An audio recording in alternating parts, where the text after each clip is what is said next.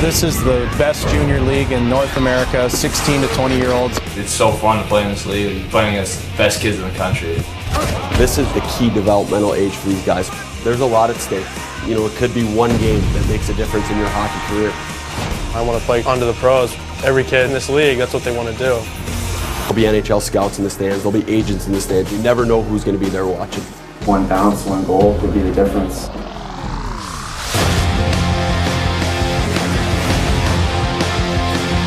Everything's on the line, so guys have to step it up to a totally different level.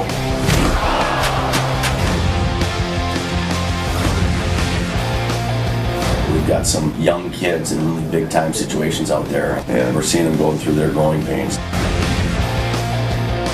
Well, tonight was just our night. It's your job. It's endless. You gotta saturate yourself in the game, eat, sleep, live hockey, and you gotta want it wholeheartedly. Moving away from home, you're moving away from your friends, but you gave that up coming here, and it's part of the gig, I guess. You will remember for the rest of your life. You do our thing, it'll be a great, great memory. Come on, boys, let's finish.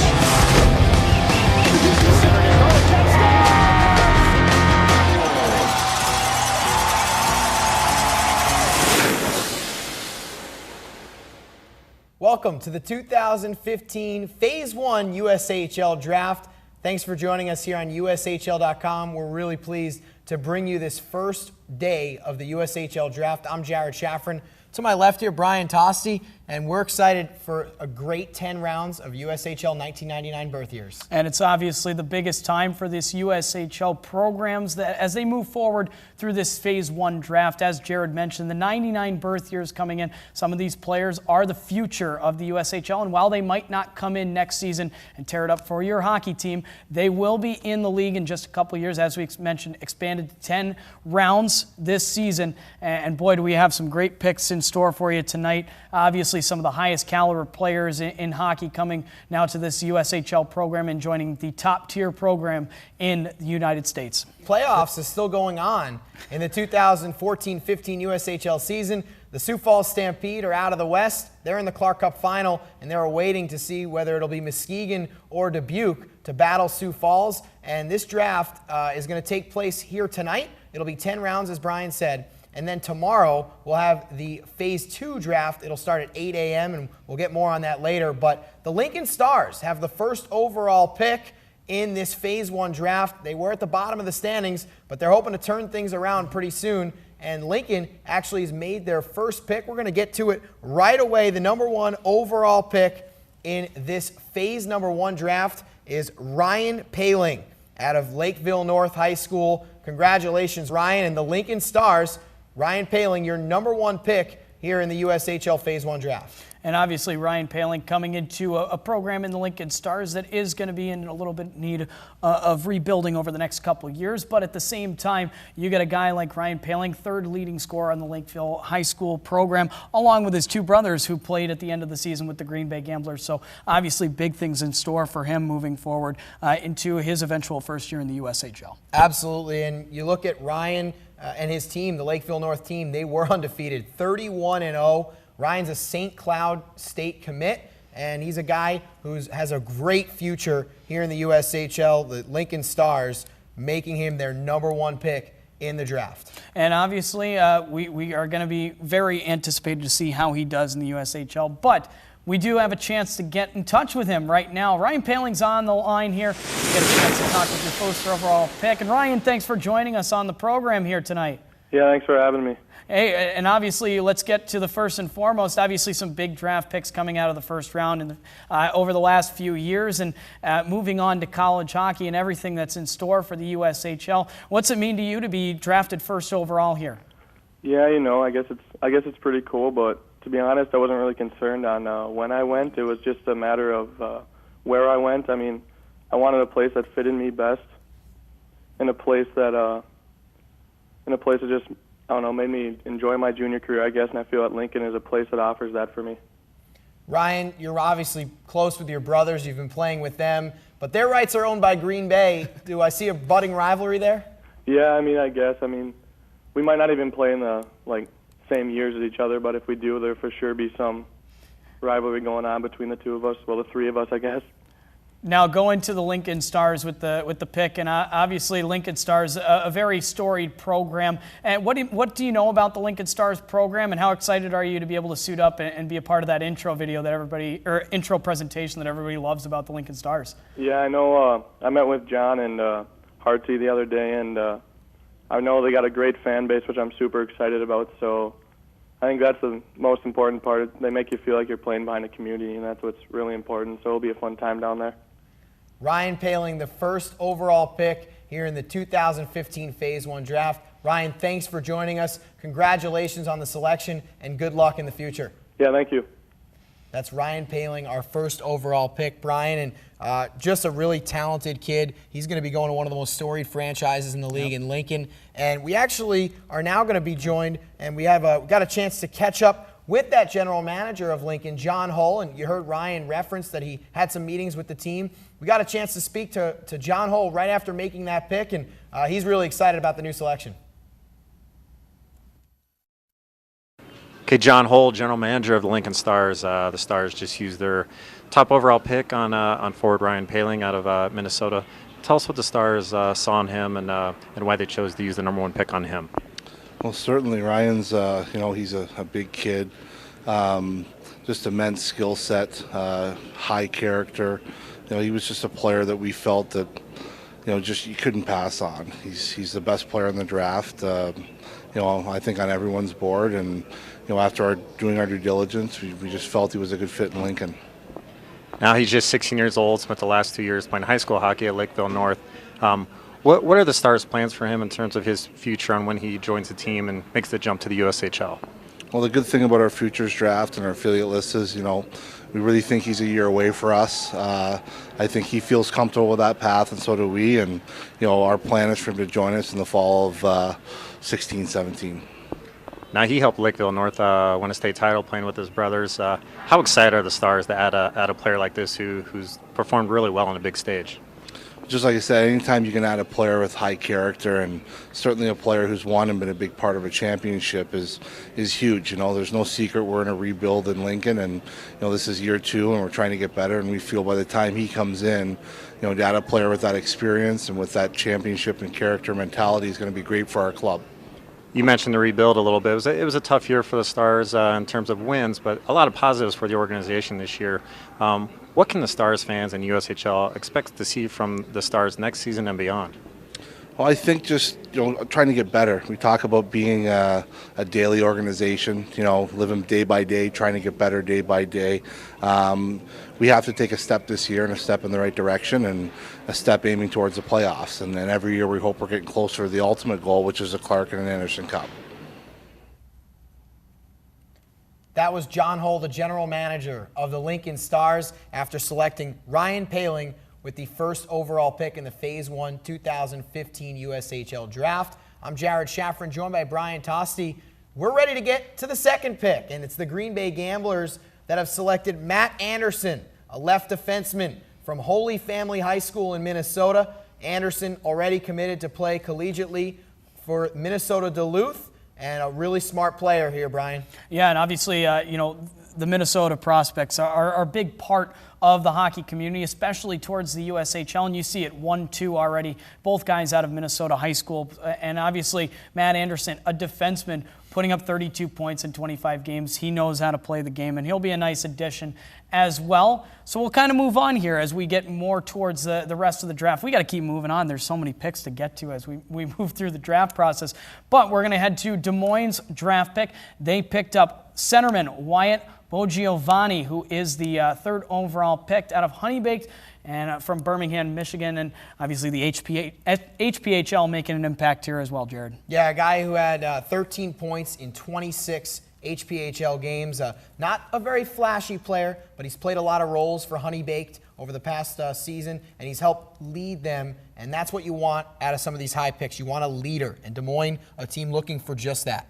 Yeah, and when you're looking for a team like Des Moines, you're obviously looking to rebuild a little bit. Des Moines is one of those teams that has yet to really crack the playoff standings in the last couple of years, but they have the opportunity to build themselves up over the next few years. So definitely look for them to make a splash there. And then we move on to Fargo as well. With the 4th overall pick, they take a right defenseman, Thomas Miller, as well, so you add him into the mix. Another, a guy from Michigan as well, West Bloomfield originally, and from Victory Honda too. And as you kind of move forward, another defenseman goes in the top 4, excuse me. Yeah, Thomas Miller, a guy who we expected to go pretty early on in this draft, a defenseman, as you mentioned, going to Fargo, a team that is really excited about his prospects. He's committed to Michigan State. He played for the CompuWare program when he was younger. Very good size, already 6'1" is Tommy Miller, and that's going to be your 3rd pick for the 4th pick. I was correct. 4th pick for Fargo. The 5th pick, we're moving right along here. 5th pick is the Madison Capitals, a team that was a new team in the USHL this season. Very respectable season for Madison. They came in right away, had a great impact, and they've just made their selection, and it's Mick Messner, the left wing for Madison, is the 5th overall pick here in the 1st round.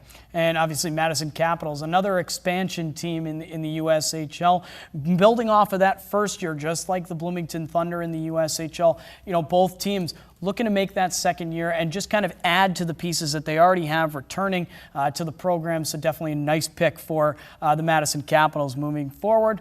And then you add into the Chicago Steel now. Pick number 6, they picked that one up from Waterloo. So moving up in that, they have 2 back-to-back picks. First one is Baker Shore, a right winger. That definitely, you got to keep in mind as you're looking at it. Colorado Thunderbirds is where he's from Cherry Hills Village, Colorado. Yeah, Shore, a guy who's got some great family history. A couple brothers that have both played for the University of Denver, 3 of them actually, who went on to the University of Denver. 26 points in 24 games in that Tier 1 Elite League for the Thunderbirds. Baker Shore, a guy who I think we're going to hear his name plenty in the next couple seasons for those Chicago Steel. So then you move now to the 7th pick. Obviously, the Chicago Steel making a splash in back-to-back picks here. Cameron Hausinger, a right winger that you definitely have to keep your eye out for as you move forward into this draft. And anytime that you're looking at a team that makes back-to-back picks in that Phase 1 draft like the Chicago Steel, obviously looking to rebuild a little bit in the offensive side of the puck, he's one of those guys that you're going to be able to do that with. Yeah, absolutely. You look at Chicago right now, 2 forwards that are very young, 1999 birth years, and this is a team that's missed the playoffs over the past couple seasons. They're in rebuilding mode. What better way to do it than 2 back-to-back first-round picks in this draft? A lot of talent going to the Steel early. The next pick is a Bloomington Thunder pick, and Brian, you're the voice of the Bloomington Thunder. Let's let you announce that pick. Well, Marco Reifenberger is a centerman, and obviously somebody that Bloomington looking to make the move with, and especially when you look at some of the guys up front that Bloomington did lose. They lose a leading scorer in Shane Bednard. Obviously, towards the future, you're looking to make a splash with a centerman, and that's only the thought that I can presume Coach Dennis Williams is thinking about the future. Obviously, moving forward, one of the things that Bloomington is going to need is that size, and that's something that he does bring to the table as well. No doubt about it. Bloomington Thunder, a team that in their first ever USHL season finished over 500. Not too bad for an expansion team. We move on to pick number 9 in the first round here of the Phase 1 draft. The 9th pick is the Fargo Force. Already had a pick earlier in this draft, and they've selected a defenseman, Clayton Phillips. So 2 defensemen for Fargo in the first round.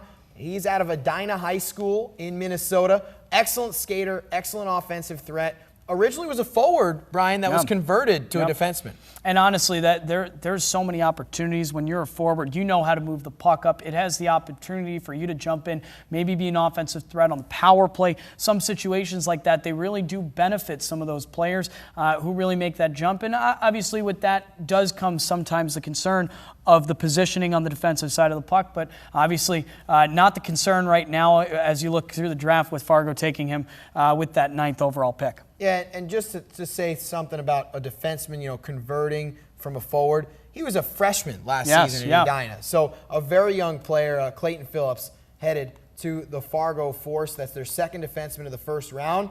And now we've reached our first tender, Brian. Yeah, we've reached all the way down to our tenders, the first picks, and obviously this is how the tender process works. You lose your pick in the first round or second round, depending on where your picks are considered. This season, we've had 8 tenders already taken in the first 2 rounds for this season, and the first one goes to the Muskegon Lumberjacks, who will take the pass on the 10th pick. They were able to select Graham Lillibridge with that pick. Chicago Mission guy, a defenseman, and when you look at the Muskegon Lumberjacks, obviously some big-time offensive threats on the defensive side from last season. A couple guys like Christian Wolanin is now back out, but at the same time, there's some offensive threat, so you definitely look at a guy like that as a nice little piece as they move forward in their organization. Chicago Mission program, Brian, is one of the best programs, and we're going to be featuring a lot of these programs here tonight as they get their players onto the next level. But Graham Lillibridge heads to Muskegon, a speedy puck-moving defenseman, played for the under-16 team for the Mission,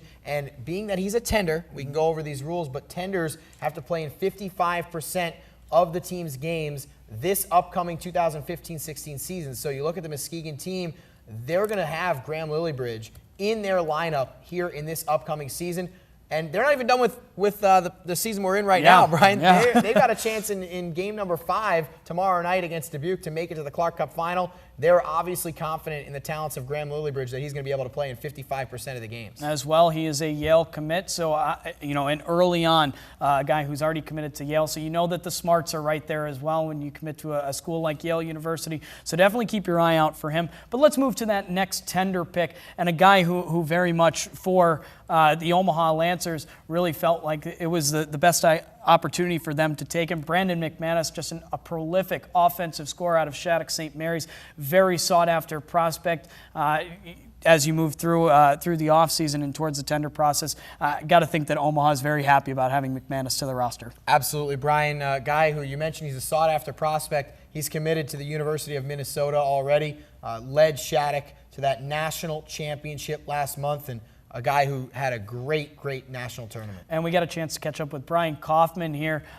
who talks about the possibility of having McManus, and also just the process of what scouting does for the USHL and for the Omaha Lancers, who have done a pretty good job in the last few years of bringing up prospects through their system. Take a listen.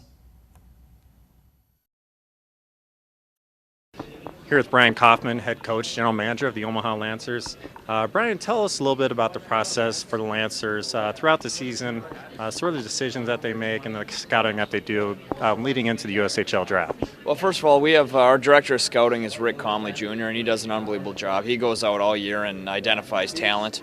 He has some scouts that work with him as well with Sean Clark and other guys that want to kind of locally do a job of, they coach a team but also identify talent, and Rick goes around and finds the rest of the guys, and he sees 400 some games per year, and and a big focus of it this year is the 99 birth year, because that'll be our futures phase 1 draft, and those are important for us because those are guys who we expect to come off that list and play on our team, be it next year, 2 years, 3 years from now, but you expect those guys to step in and be a big part of your team. So it's obviously important that we're doing a good job with that. So when it comes to that draft, we're just trying to find kind of the best talent we think at that point that we're going to need in the future. Obviously everybody needs to score goals, so offensive guys, but also other role guys that are going to come in and work hard, be good penalty killers, good defensemen, things like that. So it's not necessarily always the best player that's going to be the next draft pick for us. It's going to be the right fit for us, the type of player we're looking for in that pick. Now the Lancers have already made a big splash just before the USHL draft, signing a tender high-scoring forward, Brandon McManus, out of Shattuck St. Mary's. Tell us a little bit more about him and how you feel he can contribute to the Lancers over the next season or two. Well, I think Brandon's going to be a big-time player in the USHL. Anytime a young player comes in, there's going to be a little bit of a transition, but he's obviously a high-end offensive player, scoring a lot over the last couple of years. He's also a proven winner. Obviously he comes from a great place with Shattuck St. Mary, and they've done a great job with him, developing him to this point, and he's won 2 straight national championships with them, and so he knows what it takes to win. He knows what it takes to have success, certainly within his own age group, and he's a very cerebral player. He thinks the game extremely well, and for us that's something we value a lot, is the way players can think the game, not only compete and skill set and things like that, but a big intangible for us is, can you read plays? Can you make plays? Hockey's a game where you don't exactly draw up what's going to happen. You're going to have to be able to adapt on the fly and think quickly, and I think his hockey IQ is very, very high. So obviously the Omaha Lancers feeling that Brandon McManus can make an impact, as he will need to play in that 55% of the games next season. Let's move to the next picks as we get to another slew of tenders here. Dubuque taking Barron Thompson out of the Omaha AAA club, the 16U program, out of Lakeville, Minnesota, and a guy who definitely got to watch out for, a University of Maine commit, who is a big forward. Yeah, and you look at that graphic there, and you see Mr. Barron Thompson, one of the biggest players. Look at that size. Yeah. But don't be confused. He was with the Omaha Junior Lancers previously. Now he'll be with Dubuque, and that's a tender. So he'll be playing with the Dubuque Fighting Saints next season here in the USHL. Our next pick was also a tender, Brian. Yep. The Cedar Rapids Rough Riders taking Liam Walsh. Walsh, a forward out of the Victory Honda program, another tender. He recorded 25 points in 31 games for the under-16 Victory Honda team last season. That's Liam Walsh to Cedar Rapids in a tender. And then as we move forward, I'm going to let you take this one too. This is the Tri-City Storm as they move into their first pick of the first round of the Phase 1 draft. And take it away. Thanks, Brian. The Storm with their pick, 14th overall in the first round, and they select defenseman Riley Walsh out of Proctor Academy in New Hampshire. He's committed to Harvard University, so I might be getting a little smarter learning from Riley here over the next couple seasons with the Storm. Well, you'll also be able to watch him on the offensive side of the puck. He is a defenseman, but he did have 45 points through 35 games, so definitely keep an eye on him next season, and we'll look forward to watching him, maybe not next season, but the season after. So let's get to the rest of the round one. We only have 2 more picks left, and one of them was a tender. This one was from Green Bay. They got it from Sioux City. Brock Caulfield, a right winger from Team Wisconsin, obviously moving forward.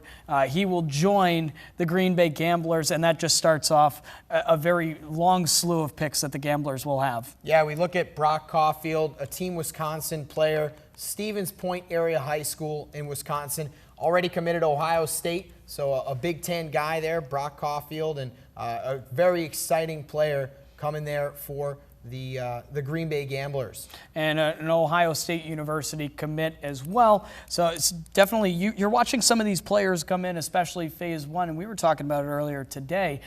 There's a lot of players that are coming in already committed, and especially in Phase 1. They're going to be able to make an impact. A lot of these universities really making impacts with these players, saying that they respect them enough to move through the USHL process and be college players by the time they come out. Final pick of Phase 1 here in the 2015 USHL Draft. And in the first round, Jacob Totora to Youngstown. A tender that we found out about yesterday. The Phantoms took as long as they could to try to get this one locked down. Yesterday was the deadline, and they got Totora from the Don Mills Flyers, a forward. And as you can see on the screen there, a Victory, New York native, but committed to Boston College here, Brian, and really Youngstown, a team that's very excited about this pick. Well, I'll tell you what, Boston College doesn't make picks unless they feel like a player is going to be able to come in and make an impact. So this is a huge pick by the Youngstown Phantoms to bring him in, and really would have probably been in this top 16 picks had he not been on the tender process. So a great move by Youngstown to wait till the last minute and pick him up, though. Yeah, and just one final point on Totora.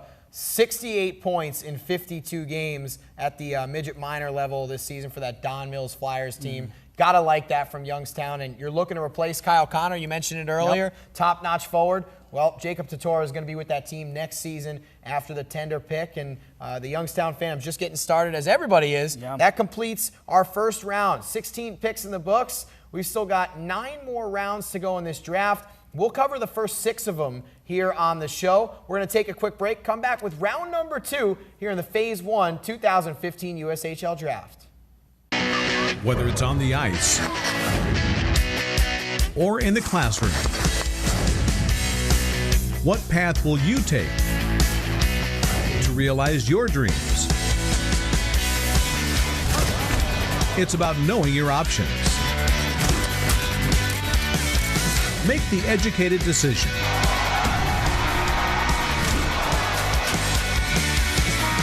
Join the USHL.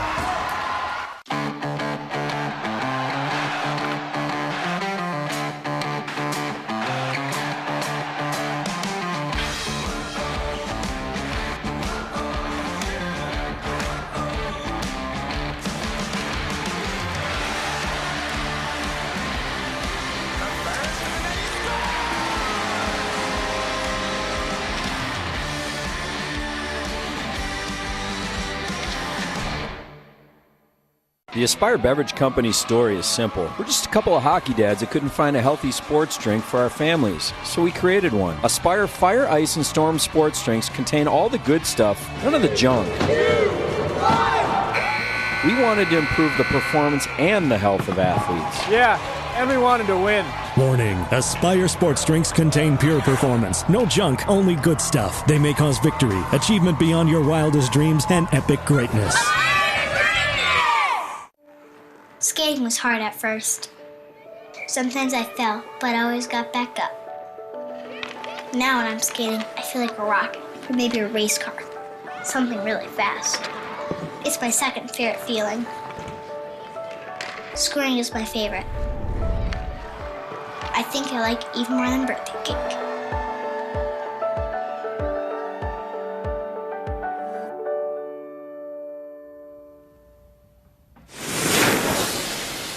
Hey, welcome back. Second round of picks are coming at you here, but we got to get a quick second to recap what happened in round one of phase one here in the USHL Draft. Hi, everybody. Welcome back. Brian Tosti here alongside me, Jared Shafran. And Jared, let's kind of talk about some of those picks and obviously some big names going out in the first round, as you have every year. And when you look back at some of the old picks throughout the process, there's a lot of NHL talent that sometimes comes out of these picks, but also a lot of those guys were college commits already.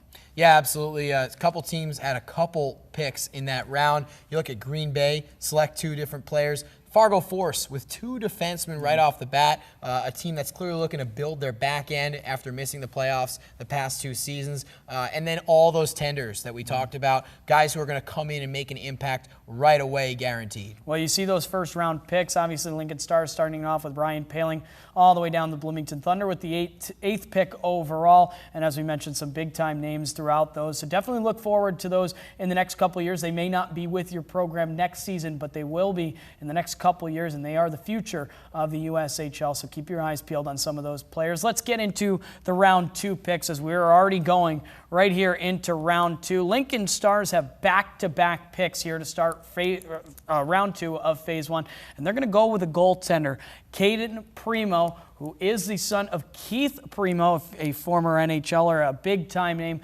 for throughout the USHL history, NHL history, and obviously a nice goaltending prospect here for the Stars. Yeah, one of our highest-ranked goaltenders is the first goaltender going off the board. Voorhees, New Jersey native, as you can see there on the graphic. Big-time goalie, 6'3". You mentioned the NHL pedigree. He's committed to Northeastern University. Posted some great numbers last year for the Philadelphia Revolution, and looks like Lincoln trying to take their next goaltender. They've got Peyton Jones slated to come back next season. He had a great first year in the USHL, did a great job playing along with Cam Hackett, but now with Caden Primo in the mix, Lincoln looking like they're trying to set up from the back end. Something you also have to look out for. He is 6'3". He's a big-time goaltender and already a young guy. He's only going to get bigger and only going to get more skilled in between the pipes as well. So we are going to actually send it over in just a couple seconds because the next pick is by the Lincoln Stars. We do have that pick came from the Green Bay Gamblers, and with that pick, the Lincoln Stars taking Logan Cockerill, and obviously another forward that comes into the system for the Stars. He's a smaller guy. He's not 6'3", but at the same time forward, and a lot of people describe him as explosive on the puck and on the offensive side. 59 points in 64 games this year. Well, Lincoln took Caden Primo, and he's committed to Northeastern University. Logan Cockerill, also going to play in the town of Boston, committed to Boston University, but Logan's brother, Garrett, right now at Northeastern, a defenseman for the Northeastern Huskies. Garrett played 2 seasons in the USHL, started off with Des Moines, got traded to Sioux City for a playoff run. Now Logan, property of Lincoln, so Western Conference flavor for the Cockrell brothers, and really a great start for Lincoln in this draft. You look at them taking Paling, they took a goaltender, now Cockrell off the board. The Stars had a rough year, but their fans are about to see some good things coming in the future. And again, the Lincoln Stars, obviously a storied franchise in the USHL, looking to rebound here, maybe not next season, but they do get some of those players to move into the system in the next 2 years. So it should be very interesting to see down the road, and especially as we look forward to tomorrow's Phase 2 draft, exactly what the Lincoln Stars can put together for their team moving forward.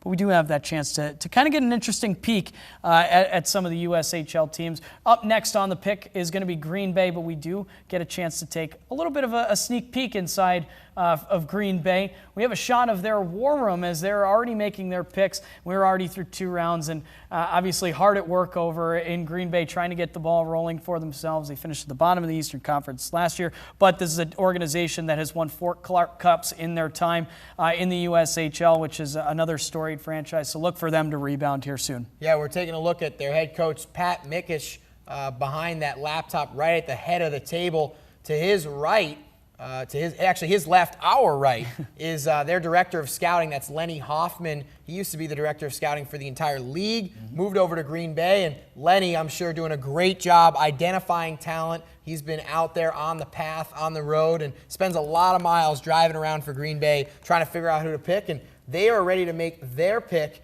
in the 2nd round here, and they have just selected Matthew Cassidy, a forward.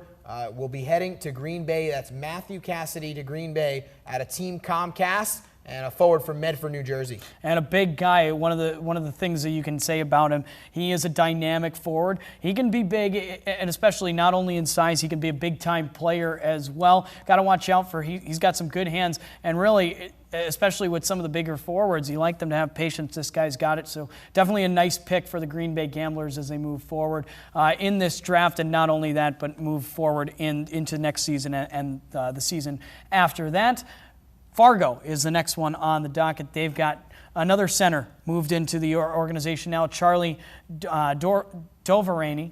My apologies. But Charlie Dorverani moving into the Fargo Force organization. Another Shattuck St. Mary's guy, just like Brandon McManus. So anytime you make a Shattuck St. Mary roster, you got to watch out for some of those guys. Yeah, Fargo, that's their 3rd selection here. We're still in the 2nd round, but Fargo has picked up a center in Dvorny. They had the 2 defensemen with their first 2 picks, now a center. And we want to give a shout out to one of their assistant coaches, Josh Hauge, another guy who's been on the road a lot over the past couple weeks and months, trying to prepare Fargo as a team who were not really in the playoff race in the second half of the season. They go out, they get their scouting done, and now they're trying to get better.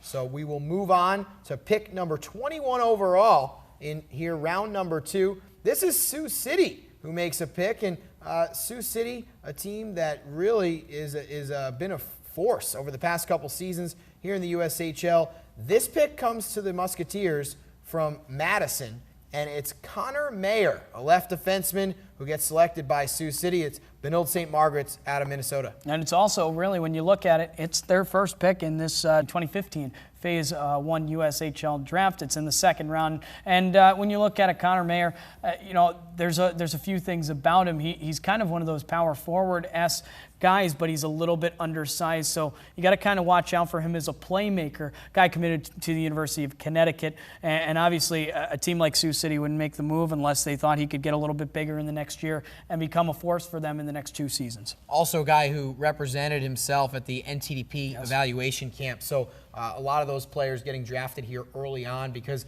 they've been evaluated by a lot of different people, and they've been obviously pretty highly touted over the last couple weeks and months.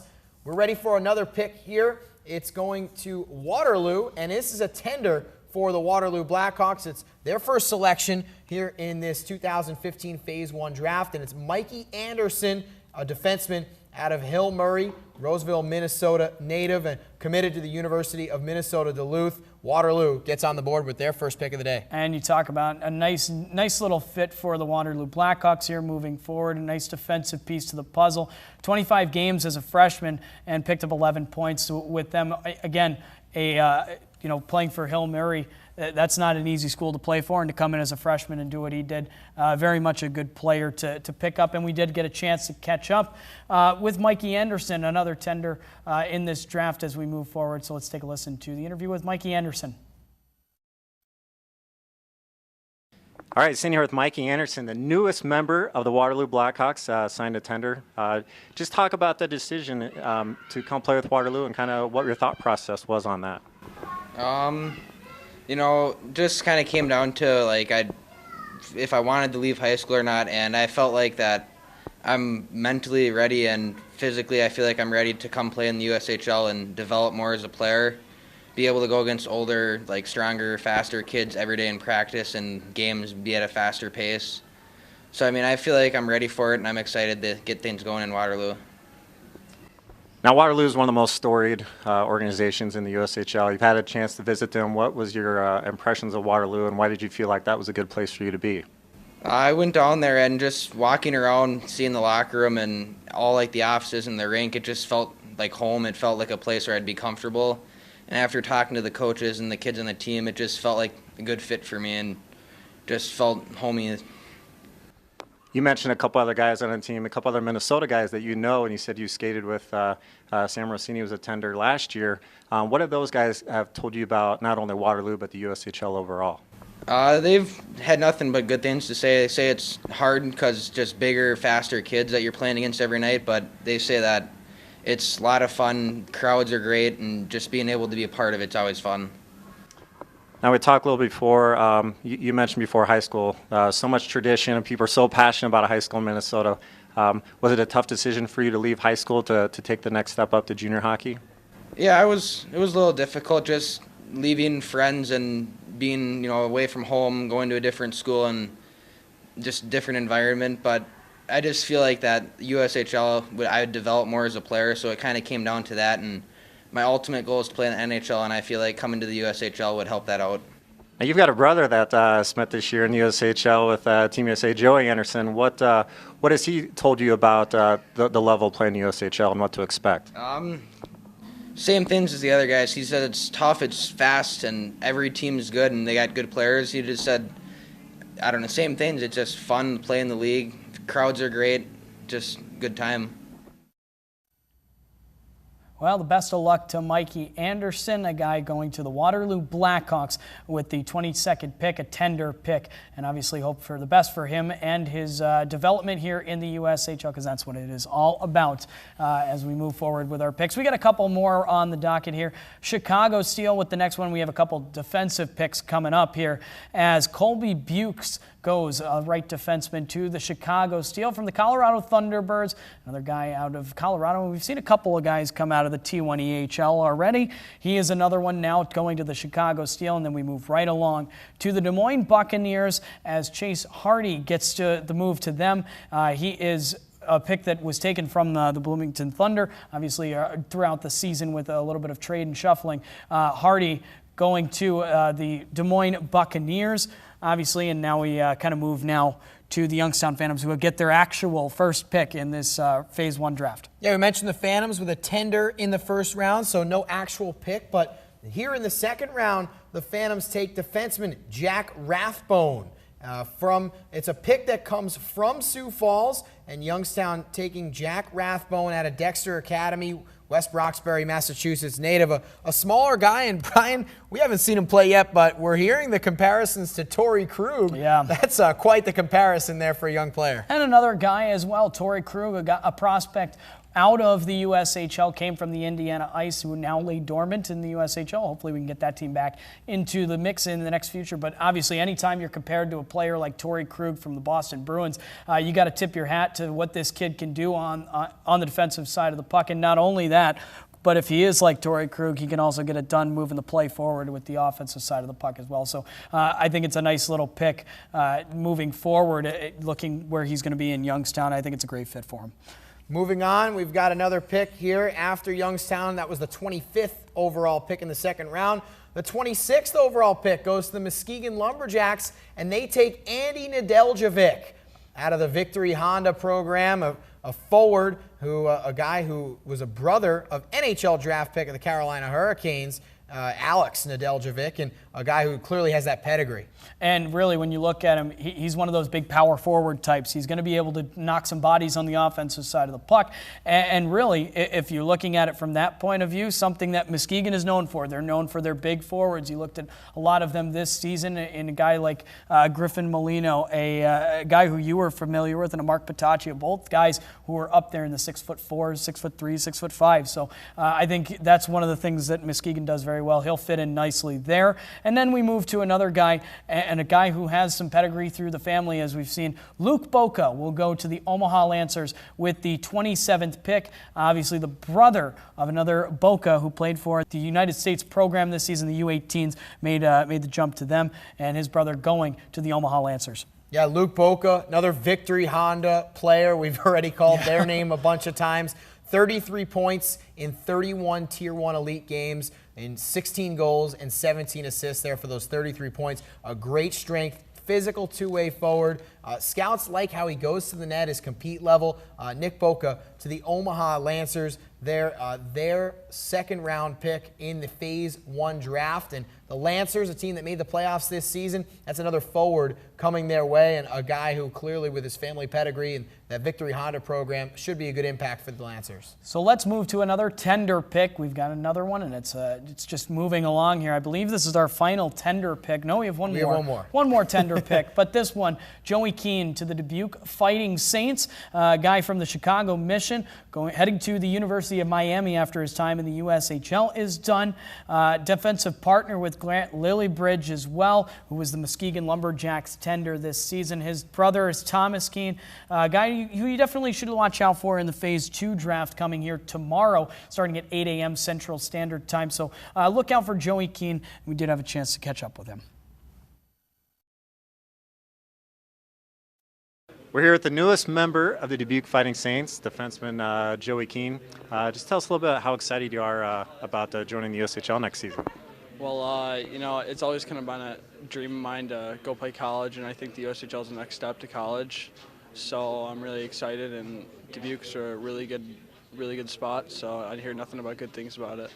We know you had an opportunity to visit Dubuque, and you know a couple guys on that team. So what were your impressions of the Dubuque, the staff, and everything that was involved? Well, I know Willie Neerum. He tendered last year, and I kind of was doing the scouting. Me was Mike Fields, so and I met the whole coaching staff. Seemed really nice, and I think it's the best place for my development. So you're a product of the Chicago Mission program. It's produced a lot of players that have come to the USHL. So how much fun and how valuable was your experience playing with the Mission?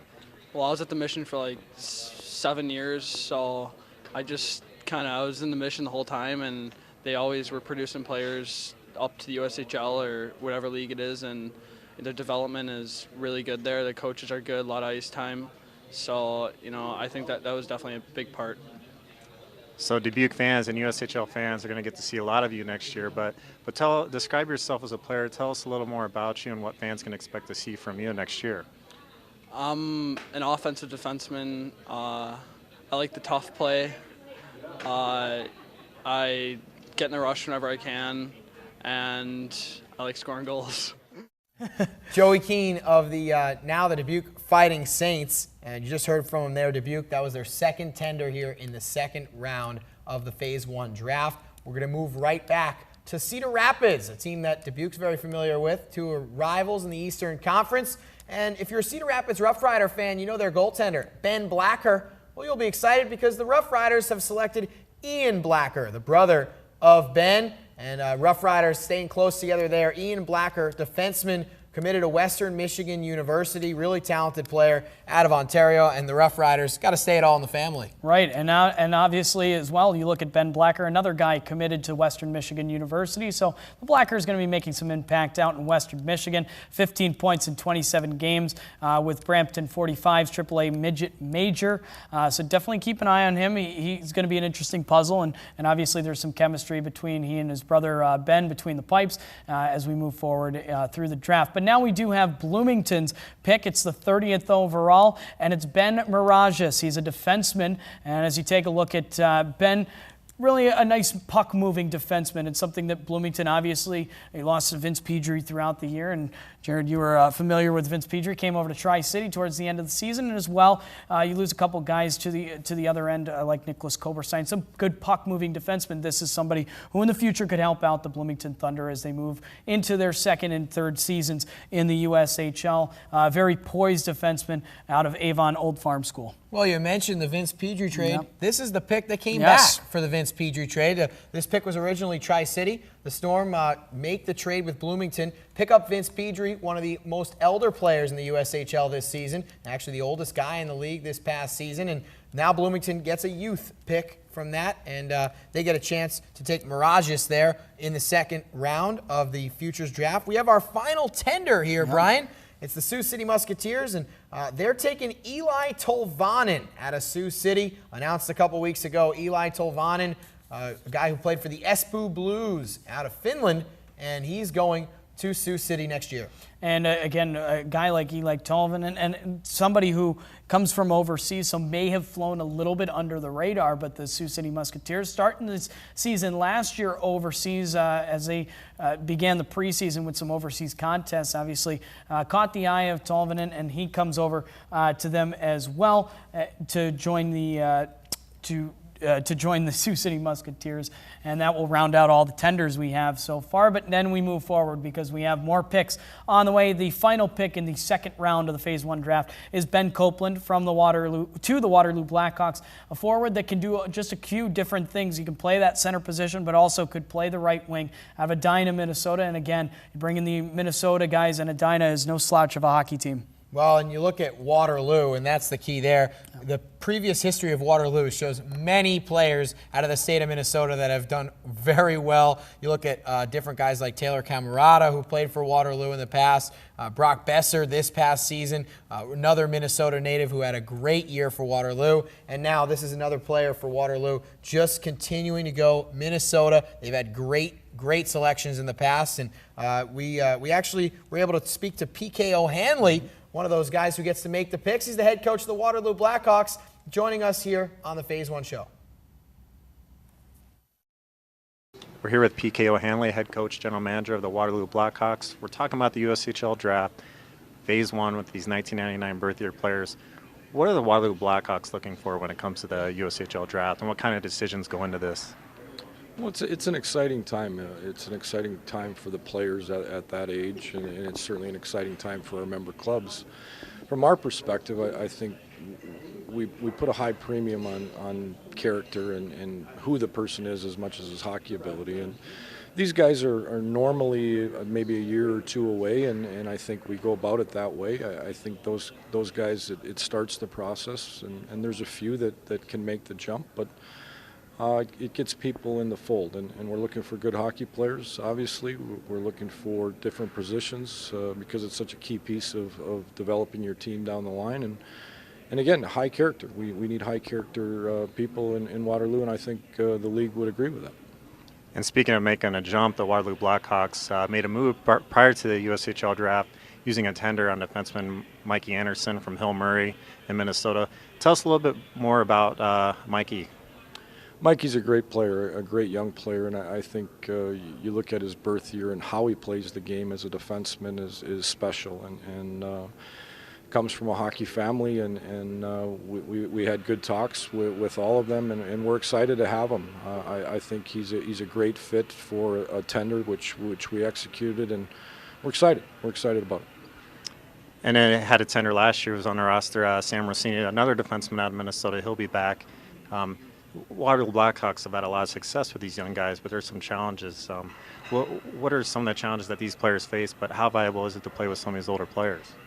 It is a challenge for the guys, and we spend a lot of time making sure socially and academically they're going to be able to handle the jump. As much as it's hockey, there's a lot of life changes for a young guy to come into the league, and some of that can be daunting, and I thought Sam did a great job with it. Mikey's going to do it, but we take great care. I think every team in the league takes great care to make sure the young players are prepared as much as they can be, and then we spend a lot of time with them as a staff, and certainly the leadership of your team spends a lot of time with those young guys. And I think Sam made great strides this year, and we'll be talking about him for the NHL draft coming up soon. 2 rounds in the books now in the 2015 Phase 1 USHL Draft. Jared Shafran joined by Brian Tosti. Jared Shafran here from the Tri-City Storm. Brian, of course, from the Bloomington Thunder. And we take a look at that second round. Another great round of a lot of high-profile picks. You see right there on the left, Caden Primo, the first goaltender that went in round number 2 to the Lincoln Stars. Lincoln started off with 2 picks right from the top. We also see Green Bay get on the board there with Matthew Cassidy. Fargo gets in there. Connor Mayer goes to Sioux City. Mikey Anderson, the tender, there to Waterloo. And a lot of high-quality picks there in the second round, Brian. Yeah, especially when you look at the top of that with the Lincoln Stars with 2 back-to-back picks. You take a goaltender, and obviously anytime you take a goaltender, it's process for moving forward. You're obviously putting a lot into that goaltender, and a guy like Primo, very much a storied NHL father and really has that pedigree and knows what it takes to be a top-end player. And then you also take over another guy like Cochran. It's just a couple nice picks by the Lincoln Stars to start it off. And really a lot of credit to all the other teams who took a lot of very high caliber players, including Luke Boca, really, like you see right there from Omaha. Joey Keane, a great tender. Ian Blacker, we meant Ben Mirages for the Bloomington Thunder. Not to take away anything from anyone else, but there are some very nice picks through 2 rounds so far. And some very highly skilled players that in a year or two's time, I think could really make some strong impacts with a lot of these teams. Round number 3, and we're ready to go here. We've just got the first pick in from round number 3. Lincoln starting off the round once again. We've heard the name of the Lincoln Stars a lot, and this time they're going to go with Sammy Walker, a center out of Edina High School, forward and a center for that Lincoln Stars team. They get even deeper here in this 99 draft. And again, the Edina, Minnesota crop, as well as the rest of the Minnesota crowd making a splash in this draft. And you always got to keep your eyes out for guys like that as they move into the USHL. Obviously, the Minnesota high school, even as seniors, those players can very well develop, and obviously when they come to the USHL, not only are they ready to develop more, but they are very seasoned as well and can make an impact with any of those teams that they've joined. Let's get to that second pick, and this one, the Green Bay Gamblers already with a slew of picks. They take Grant Anderson, a defenseman that will join the organization and team from Wazada, and definitely another player to watch out for. Yeah, you mentioned Grant Anderson to Green Bay with that number 2 pick in the 3rd round. Green Bay fans might have a little trouble with the 1999 birth years, Brian, because they've already taken Matt Anderson. Now they've got another Anderson here in Green Bay, so things getting a little confusing. Might have to revisit that war room and see what those guys are doing. There's a couple Andersons on the roster now. Not to mention you've already got the Paling brothers coming back next season too. So obviously, there'll be a lot of broadcasters. There will be a tough time there. There will be a lot of first name calling for those hockey games. And then after them, the Des Moines Buccaneers jump in with a center pick, Isaac Johnson, moving to the Des Moines Buccaneers for their 3rd round selection. Yeah, Isaac Johnson out of Anoka High School in Minnesota. And you look hometown Andover, Minnesota, but went to Anoka High School. And a guy who had 27 points in 25 games, that was 3rd on the team in scoring. As a sophomore, got some great hands. See him there we're already wearing a bubble. So he's getting ready to go here. Isaac Johnson, the next pick there in the 3rd round. So then we move to the 3rd round, 4th overall pick. It goes to the Fargo Force. They take a left winger, Cooper Har, and he has picked up a couple games in the HPHL with the Chicago Young Americans. 22 points in 25 games. 6'3" forward, another big guy to watch out for on the offensive side of the puck, and definitely somebody that the Fargo Force, I think, are going to be a little bit happy to have 3rd on his team in scoring with the Young Americans this season. Well, you look, and he's taken by Fargo there, Cooper Har. His brother, Garrett Har, also a Fargo Force alum. Garrett played in Western Michigan, a draft pick of the Washington Capitals. And Garrett Har was a really high-quality player on the defensive side for Fargo back in his days in the USHL. The Force hoping that Cooper will also be high quality, and Cooper was seen by a lot of scouts over the past couple days there, going and playing in the USHL evaluation development camp over the last couple weeks. He's another guy who played there, and brother, great lineage there, the Har family, staying in Fargo. So now we move on, another pick by this Lincoln Stars, and again, the Lincoln Stars and the Green Bay Gamblers dominating these first couple rounds here as we move through round number 3. The Lincoln Stars picking this one up from the Madison Capitals. They take Christopher Cameron with this overall pick, a right defenseman from the Oakland Junior Grizzlies of the T1 EHL. So a nice little piece to the puzzle is Christopher Cameron. Number 38 overall pick belongs to the Waterloo Blackhawks, and they take Shane Bowers, a center for Waterloo, and another pick there for the Waterloo Blackhawks, and this time a forward for Waterloo, and a guy who they can definitely look to count on in the future. So we move on now to the next pick as well. The Waterloo Blackhawks, they took Shane Bowers with the 38th selection. With the 39th selection, the Chicago Steel take Tyler Gratton, a guy who was at the National Development Camp, so always got to look out for him. Out of the Wilkes-Barre Scranton Junior Knights, an organization that the Bloomington Thunder are a little aware of, with Vlad Gishovelli coming from there as well. A guy with 32 points in 27 games for the Knights in the USPHL last season. So a nice little piece to the puzzle for the Chicago Steel. Yeah, and you look at Gratton, a guy who really just a good overall player. And you mentioned for Chicago, your Wilkes-Barre Scranton team has produced so many great players. A guy like Dennis Smirnov comes to mind of the Fargo Force, played in Wilkes-Barre Scranton, and he's been one of the best players in the USHL over the past couple seasons. So with back-to-back round picks, Bloomington is going to take another defenseman here. Jack Harris will be the next pick for the Bloomington Thunder with the 40th overall. Harris with 2 assists in 13 games with Prior Lake High School, and that's the one thing that you don't take away from him is the point, or one thing you can necessarily take away is the points. He is a 6'2" defenseman, and obviously he's only going to get bigger. He skates very well for a 6'2" defenseman. That's one of the big things about him. And Bloomington obviously building up that defensive core with 2 selections in the last 2 rounds. Dennis Williams, the head coach and general manager of the Bloomington Thunder, and we'll hear from him now. With Dennis Williams, head coach and general manager of the Bloomington Thunder, who just completed their first season in the USHL. Tell us a little bit about how that first year went for the Thunder. Yeah, well, I thought we learned a lot about ourselves and our league, and the one thing for sure that from a coaching standpoint, and I'm sure from a player standpoint, we just realized how tough of a league it is, and how good of coaching and how good of players are in the league, and the parity of it, and definitely something that we're going to learn from next year is how to prepare for a full season, 60 games with travel and so forth. But overall, we were quite happy with it. Now, last year, heading into the USHL draft, you were trying to build a brand new team. So coming to the draft this year, it's a little bit different. So how will it be different for the Thunder going into your second year? Well, we just talked as a staff last week, and to finally have some players returning and an affiliate list is obviously a different look. Last year, this time, we were coming in and trying to find a full roster, and now we're kind of selecting what areas of improvement we need to get better at. And but again, being here at the USHL Combine, it gives us a lot of opportunities, especially for guys like myself that don't get to get on the road quite as much with coaching 60 games, is being able to see some of those players and being able to talk to them for the first time and hopefully get to see them in a Thunder jersey one day, or even more so in the USHL. So the event itself here really prepares us for the draft next week, and has done a great job. It was a successful first year for the Thunder in USHL. What can the city of the Bloomington and USHL expect from the Thunder in year 2 and beyond? Yeah, well, hopefully we can build off it. It's our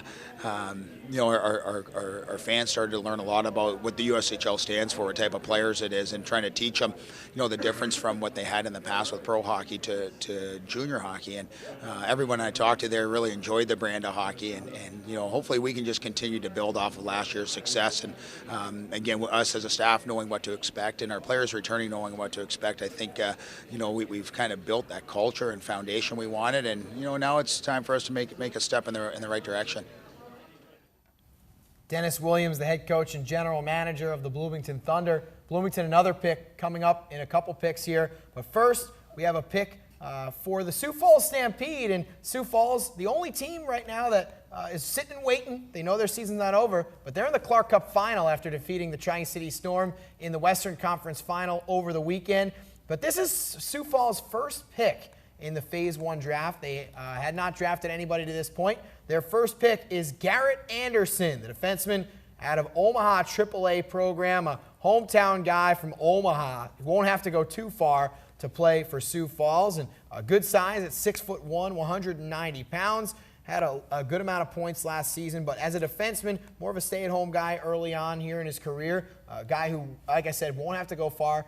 He may play for Sioux Falls over the next couple seasons. And another guy, as you look, that is over that 6-foot barrier as young defensemen, and a lot of those picks are being rolled in, and that's something that you definitely need to look at, something that teams are looking for them to develop a little bit stronger, but that size already there and already a presence. You can teach them a little bit more of the finer things of the game, but that is a big part of being a prototypical pro defenseman and a college defenseman. So let's get to that Bloomington Thunder pick, and going with another pick at really a nice little piece for Bloomington as they move forward. It's Skylar Brindamore, and as you kind of look at overall his, and that is, in fact, any of the Carolina Hurricanes fans, he played with the Carolina Junior Hurricanes, and his father is the assistant coach of the Carolina Hurricanes, Rod Brindamore, and he is obviously a nice little piece for Bloomington to stay in touch with as they get Skylar to maybe work into the system here.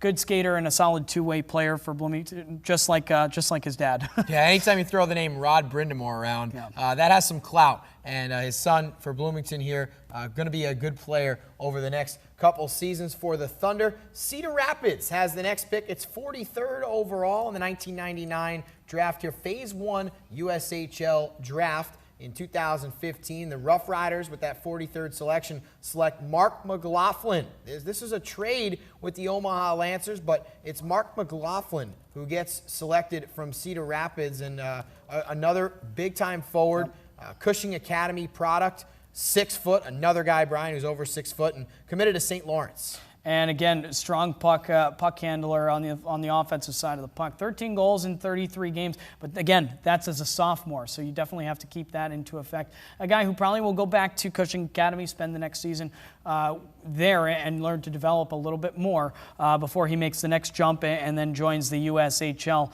with the Cedar Rapids Rough Riders. Dubuque then gets on the board with the next pick. It's Dominic Vlaha. And a goaltender. We get a goaltender on the board as well. Another one, Culver Academy out of Snohomish, Washington. So definitely keep an eye out for that with Dubuque getting a goaltender in the mix. And, obviously a great year for Jacob Nahama in between the pipes for the Dubuque Fighting Saints. But you also have to look for the future. This is a guy that you might be able to do that with. You do. And Culver, a military academy. It's a private school in Indiana, and a goaltender there, Dominic Vlaha. Native of Washington, but had to go play prep school, so a guy who's already left home and will be familiar with that, going to the Dubuque Fighting Saints there with that selection. So now we move further down, Cedar Rapids with another pick here. As we move further down into the third round, we're getting close to the end there. Cameron Burke, a center that will go to play with the Cedar Rapids Rough Riders. And as you kind of look at the rest of the picks, Cam Burke is the brother of Cal Burke, who is with the Cedar Rapids Rough Riders right now in a Notre Dame commit. So obviously sticking with the brother theme are the Cedar Rapids Rough Riders, with Cam Burke adding him. Played big minutes with the New Jersey Devils draft pick Miles Wood. So definitely anytime that you can play with a guy who's an NHL draft pick, that's something to put into account. He knows what a pro-style player looks like. 2 Rough Rider picks already. Yep. Staying in the family, we mentioned the Blacker connection. Now it's the Burke connection. Cedar Rapids, a storied franchise here in the USHL, a team that consistently has made the playoffs, and right now they're just staying with the family ties.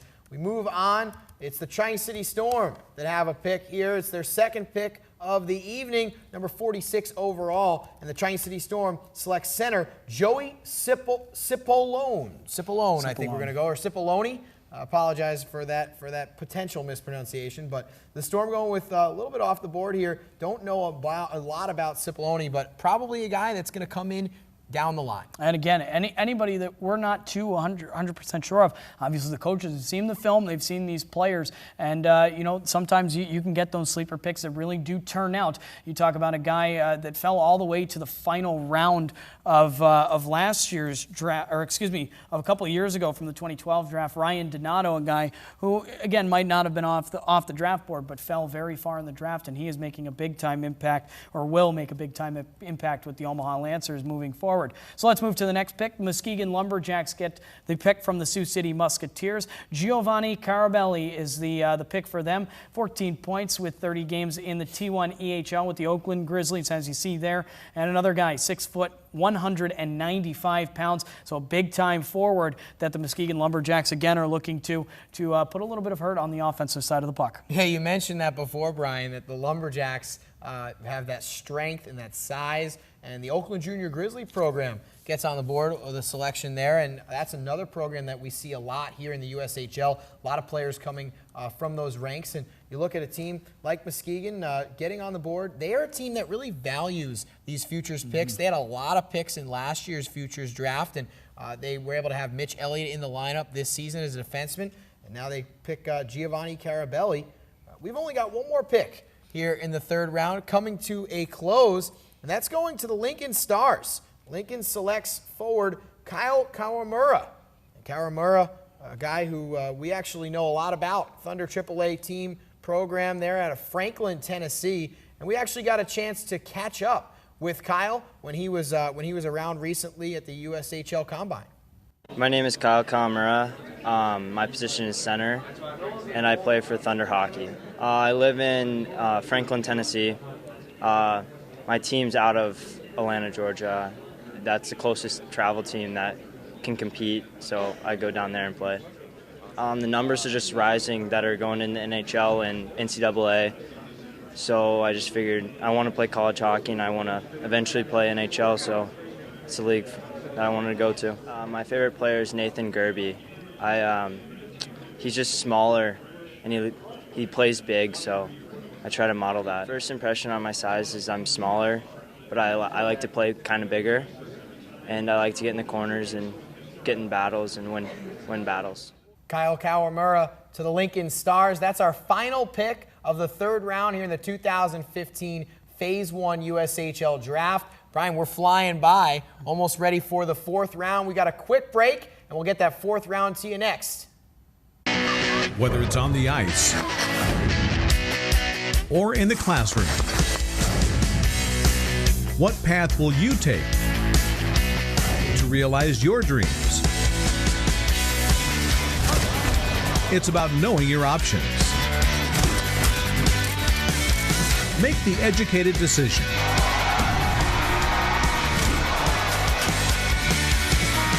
Join the USHL.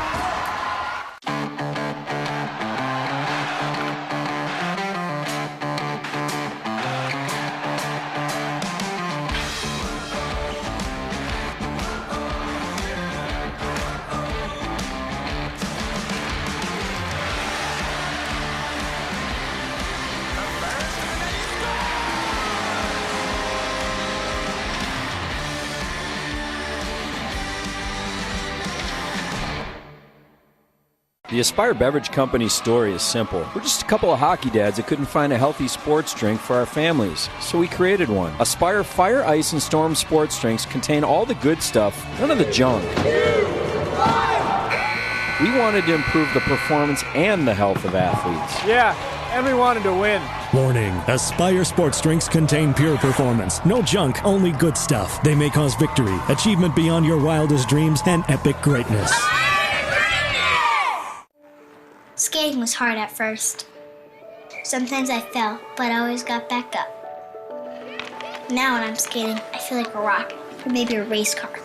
Something really fast. It's my second favorite feeling. Scoring is my favorite. I think I like even more than birthday cake.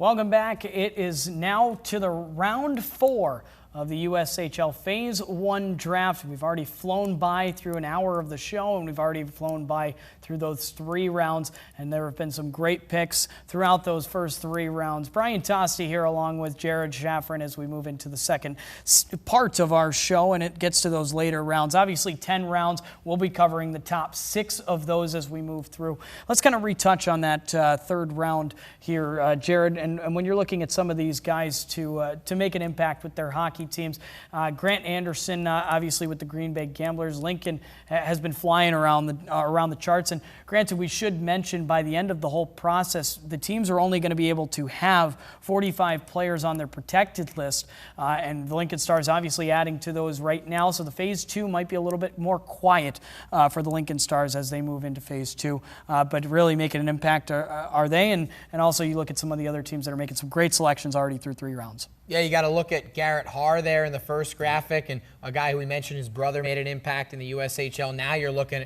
at Skylar Brindamore, the latest pick for the Bloomington Thunder. We mentioned his father, Rod Brindamore, an NHL veteran.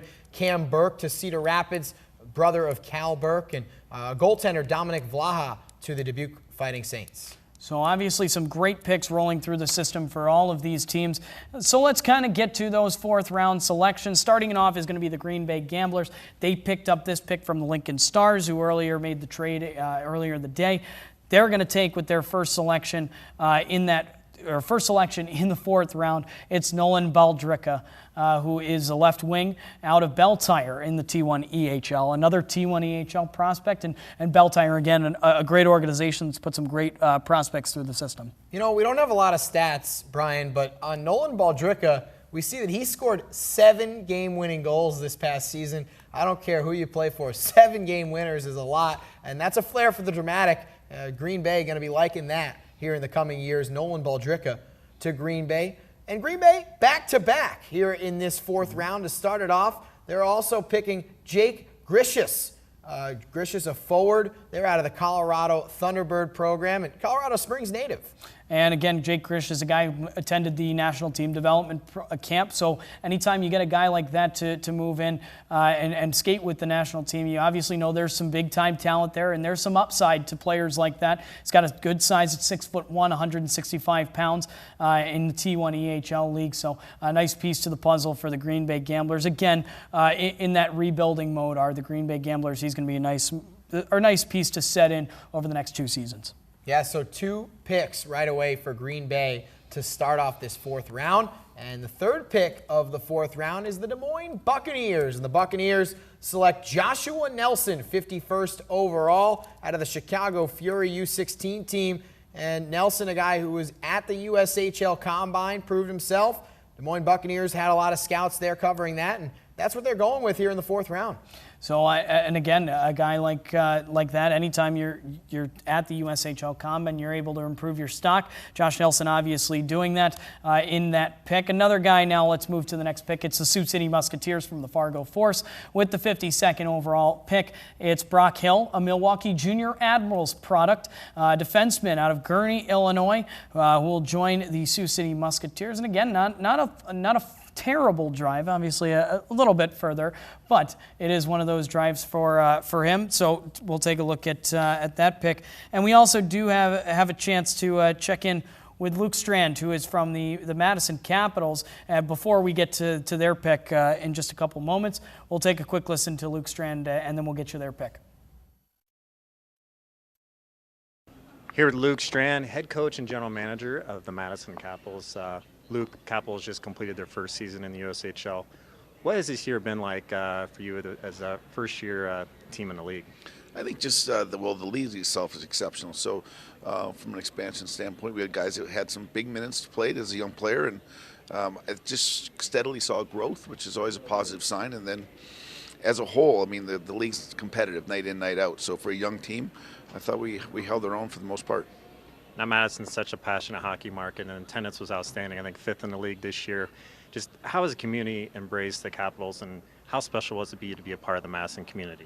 Totally. It's great to have it back in Madison for sure. And I think not only the Madison community, but statewide really embraced the idea of more high-end players and the ability to play hockey. And the underlying note there, I think, is just as we continue and the community gets more and more involved with us in youth hockey, and it's only going to get better. And for the starting stages of this, it's definitely going the right direction.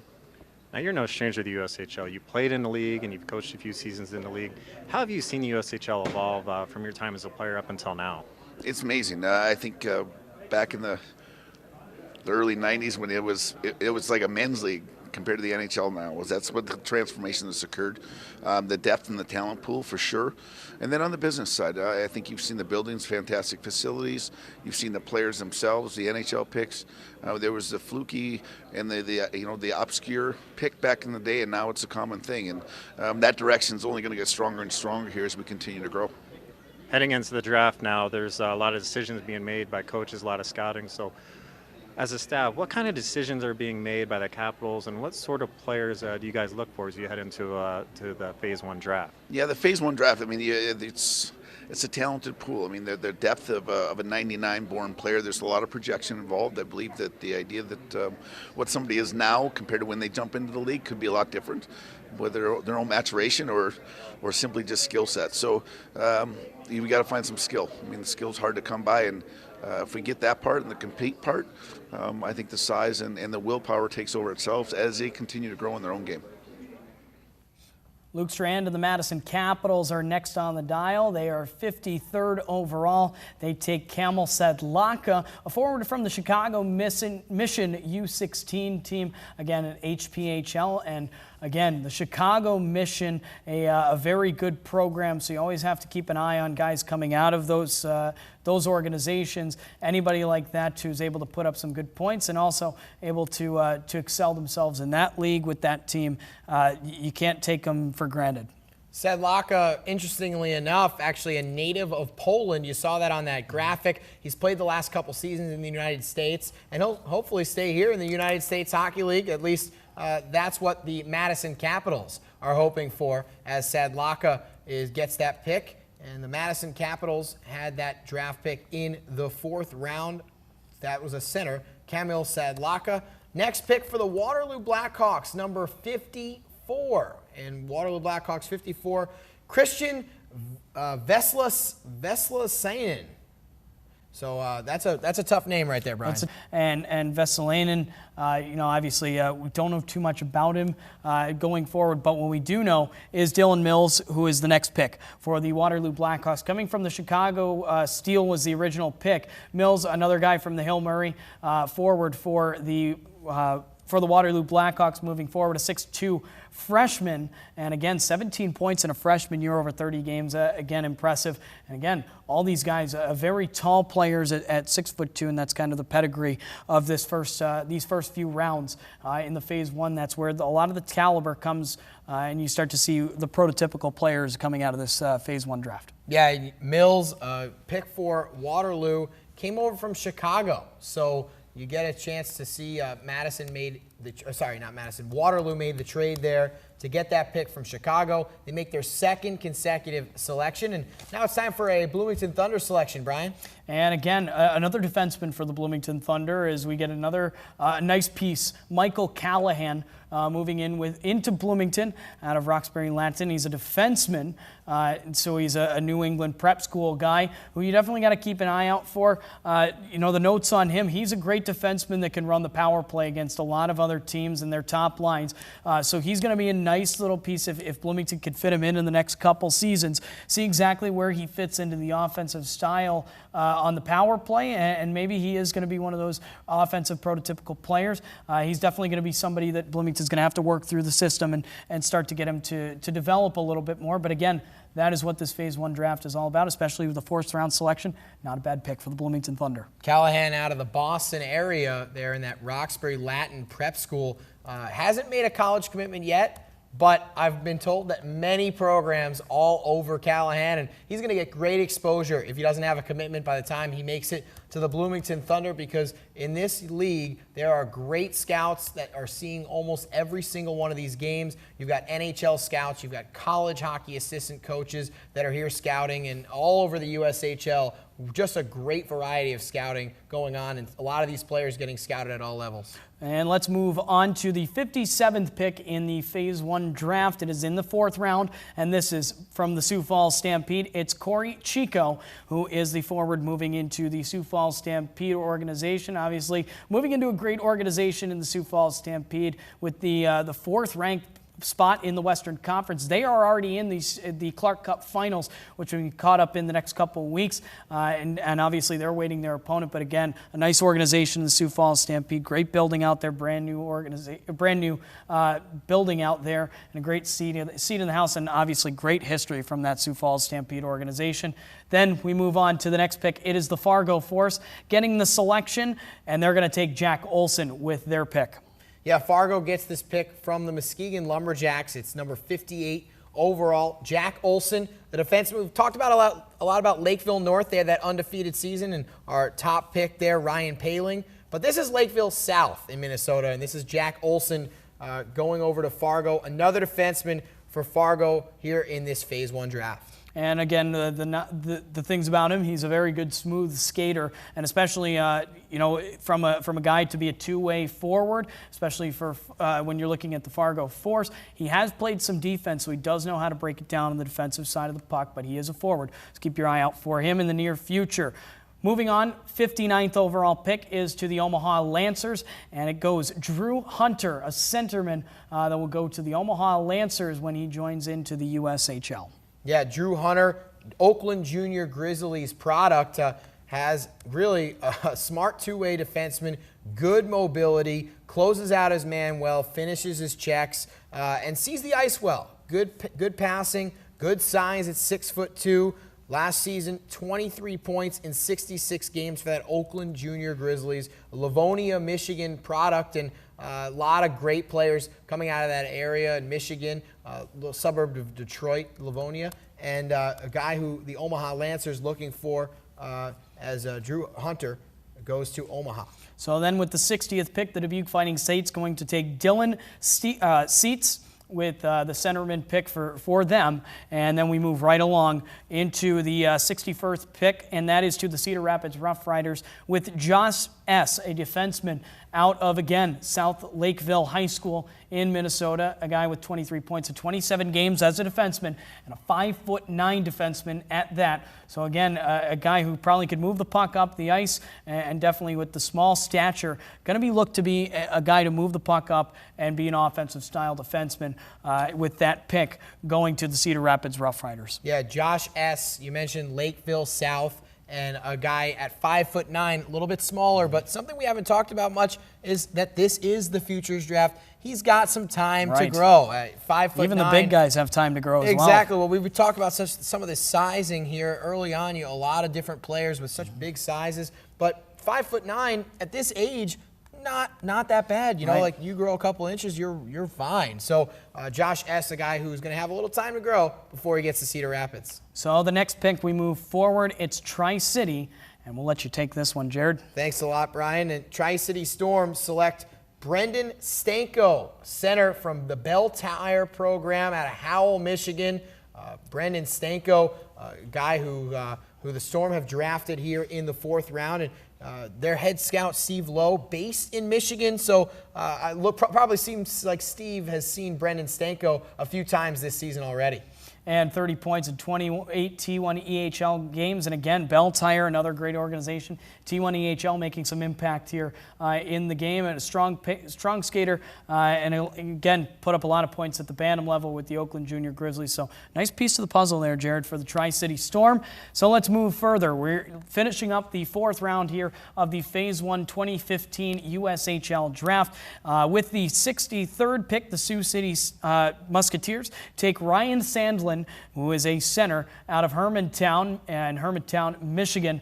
So definitely, again, the Sioux City Musketeers, not with a whole lot of picks so far in Phase 1, but making the impact when they can get those picks. Yeah, and you look at Sandlin, and he is a son of a college hockey head coach. That's Scott Sandlin from the Minnesota Duluth Bulldogs. And so a great pick for Sioux City, a guy who's been around the game, and a guy out of Hermantown, Minnesota, another Minnesota guy off the board for Sioux City, making that pick, and a great pedigree, being that his father knows the game very well. 15 points in 31 games for Hermantown last season. With the final pick in the 4th round of the Phase 1 draft here in 2015, the Youngstown Phantoms going to take Brad Koka, a centerman for the Youngstown Phantoms, and another guy who we don't know a whole lot about, but obviously the Youngstown Phantoms are ready to take him in and be a big part of their team moving forward. So we did have the ability to talk about Ryan Sandlin and his lineage with his father, a guy who played for the Tri-City Storm earlier this year, his father, Bob Nardella. We got a chance to catch up with Bob, who's not only an alumni of the USHL, he is a youth hockey coach, and he is the assistant coach of the Chicago Wolves. We got a quick chance to catch up with him. Take a listen. We're here with Bob Nardella, who's a former USHL player, played for the Des Moines Buccaneers a few years ago, actually led the league in scoring back in the 80s. Tell us about your time in the USHL and how valuable that was for your career. Well, actually, I think it saved my career. Without the league, I don't think I would have advanced to move on. I was in the right city at the right time in Des Moines. Had a great billet family for 3 years, great coaching, and I really got to play a lot, and it helped me develop. There's no way I could have played Division I without it. Now you use the USHL as a stepping stone to play at Fair State University and then on to a lengthy pro career. So how special was it to be able to play a sport that you loved for so many years? Yeah, it's still giving back to me. You know, and I've been coaching youth hockey for quite a few years now, and you know, I kind of owe my life to hockey. My wife in Des Moines, my in-laws still live there. All my business contacts are pretty much through hockey, so it's more than just a sport to me. It's a passion. It's something I grew up thinking about night and day, and my kids are the same way right now. So I'll never ever be able to repay the sport for what it's done for me.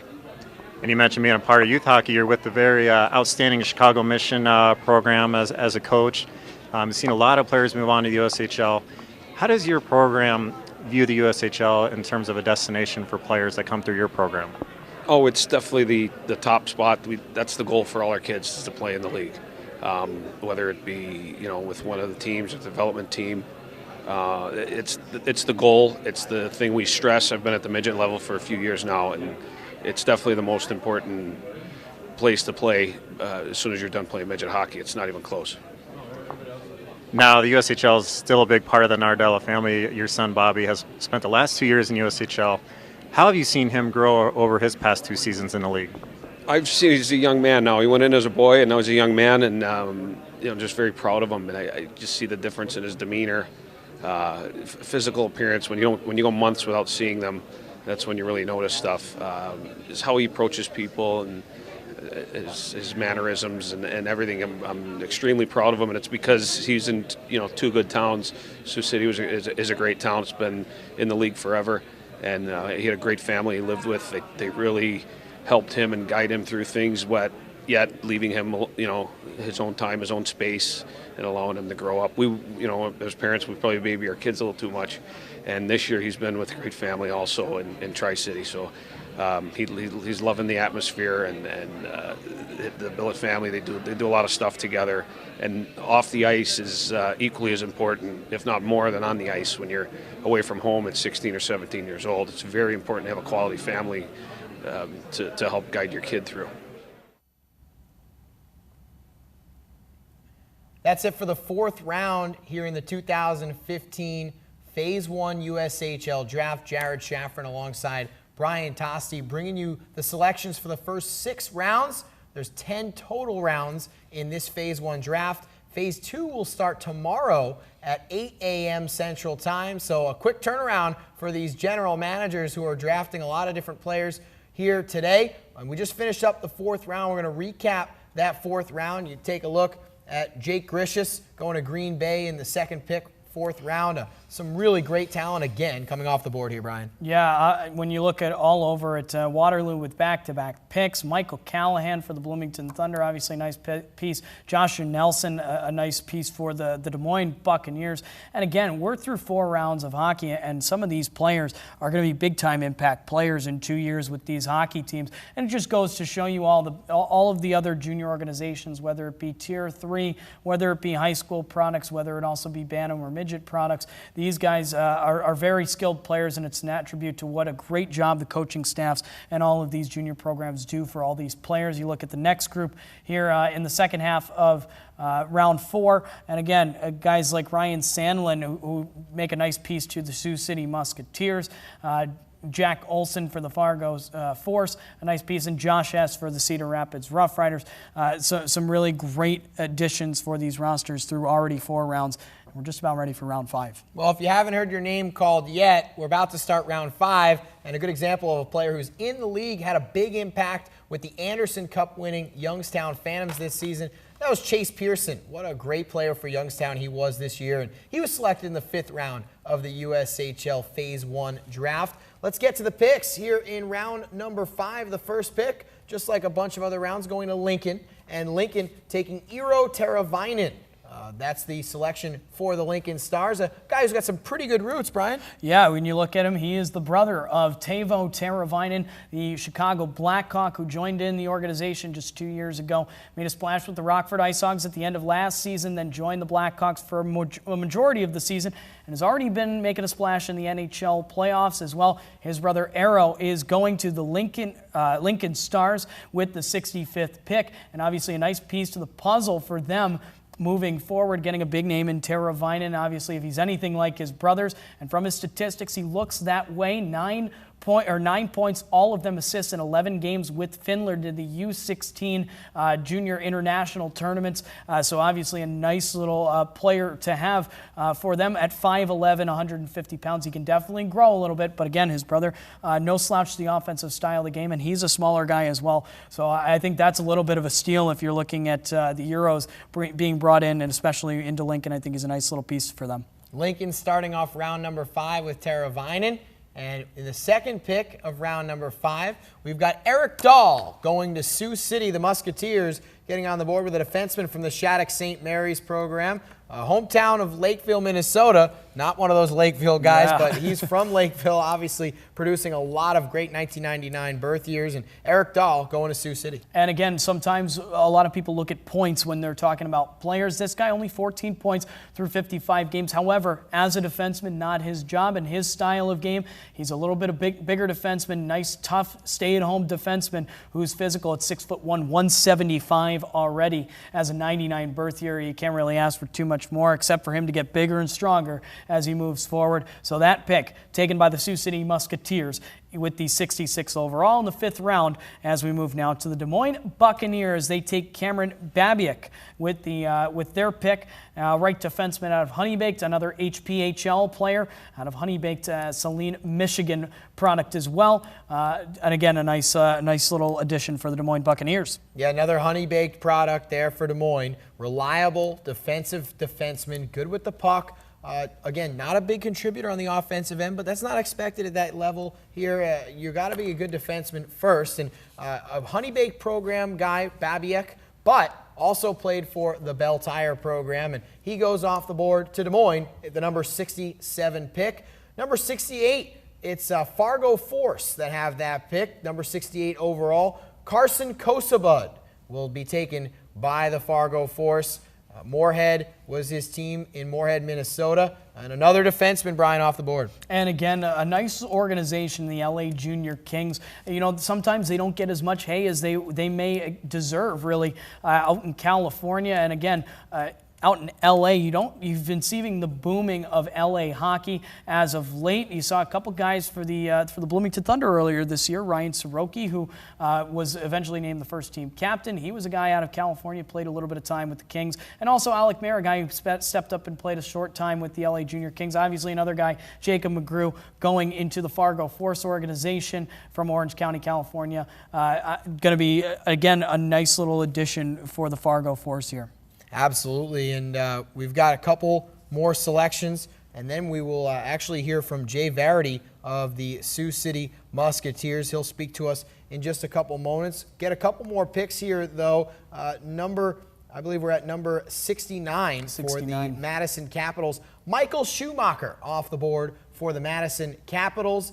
And then at number 70 for Waterloo, Bryce DeFazio. Those two players, both defensemen for Madison and Waterloo, and both off the board here in the 5th round. Now it's time to talk with Jay Verity, the head coach and general manager of the Sioux City Musketeers.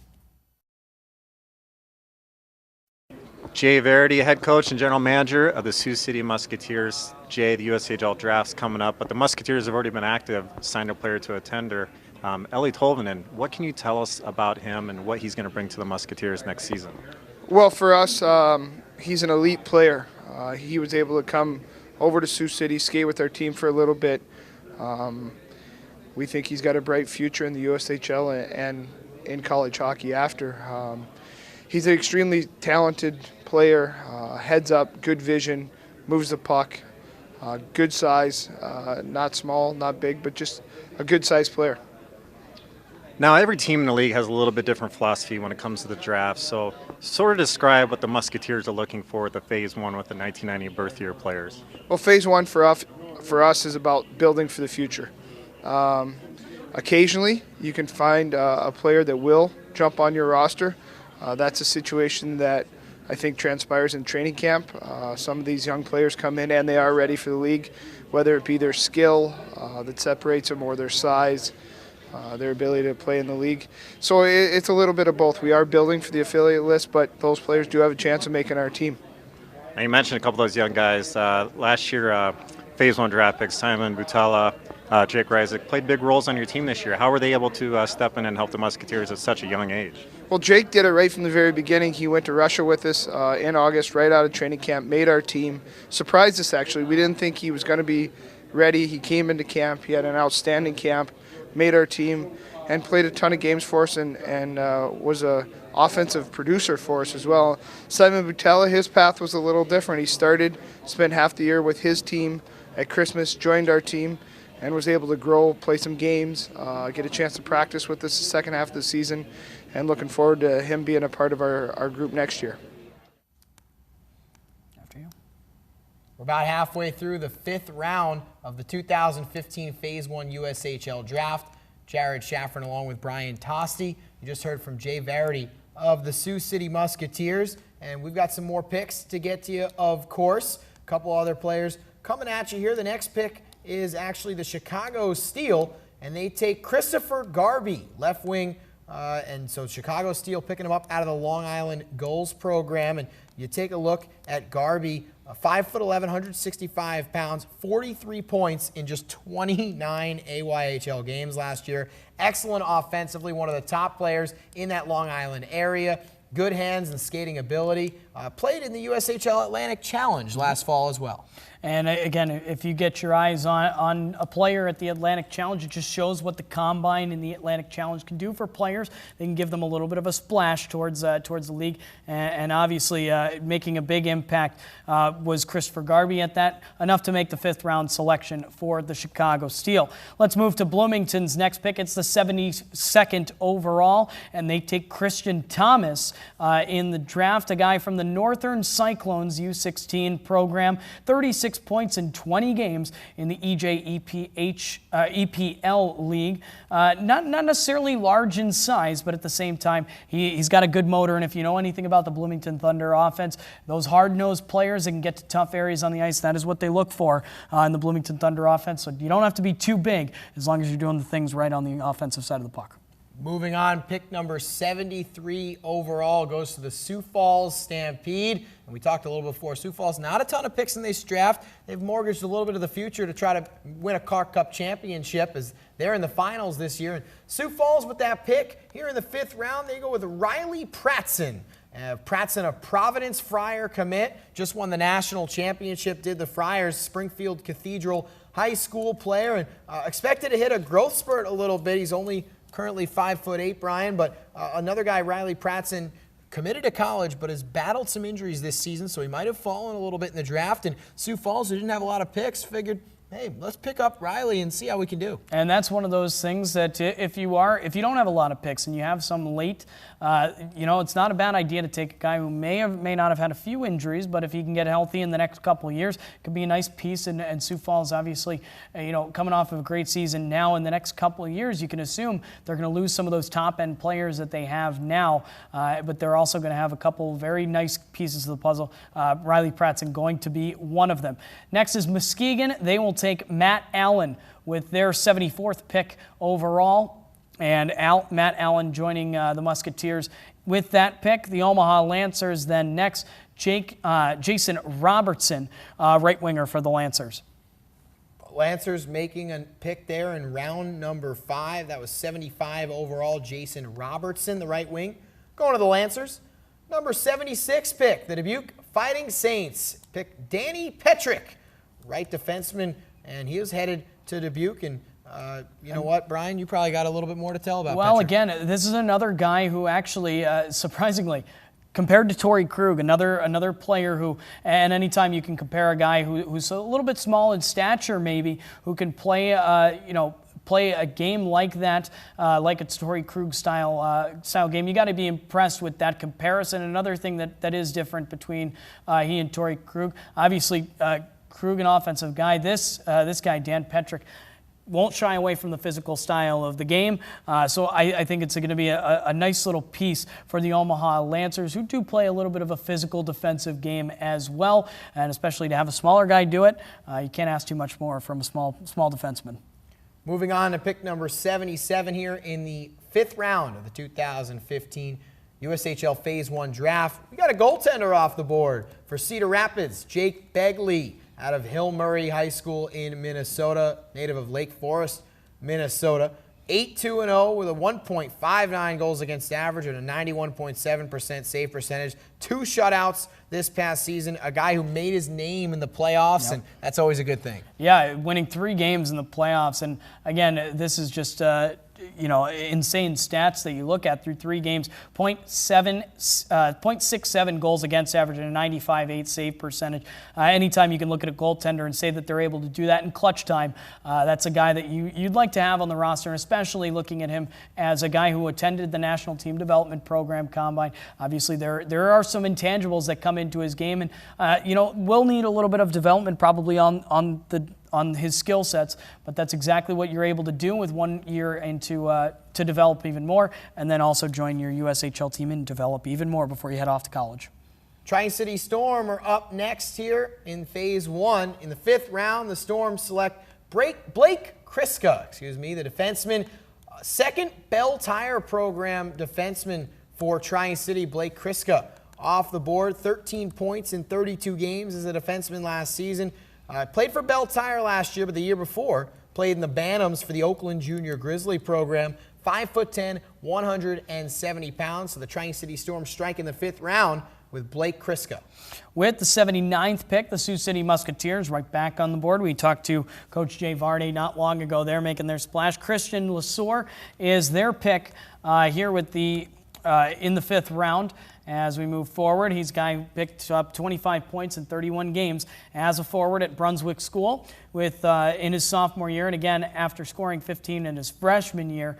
So definitely have to look out for him. Guy continually rising as he picks up points and also operates well in traffic, so definitely a nice guy to have in front of the net and kind of cause some problems for the netminders. Final pick of round number 5, and you've probably heard this name before. It's the final pick goes to Youngstown Phantoms is round number 5, and they select Chris Trouba out of the Detroit CompuWare program. And Trouba, you hear that name all the time. Younger brother of Jacob Trouba, U.S. defenseman who everybody loves from the Michigan Wolverines program. And not flashy, but winning a lot of puck battles. And Chris Trouba headed to Youngstown. And already has the size of his brother, 6'3", 195 pounds, can play physical on the defensive side, still needs to develop his offense. And again, that's what the development path is all about, trying to get yourself better and head off to that college commitment when he does. But again, anytime you have a pedigree of an NHL-style brother that you were playing against growing up, probably playing for similar teams as well as you were growing up, and had similar coaches, that's something you can't shy away from. Nice pick from the Youngstown Phantoms. Fifth round is in the books here, and we just got one more round that we'll be bringing you here on the show for the 2015 USHL Phase 1 Draft. We're going to take a quick break, and we'll come back with an interview with Doug Christensen from the USHL. Whether it's on the ice or in the classroom, what path will you take to realize your dreams? It's about knowing your options.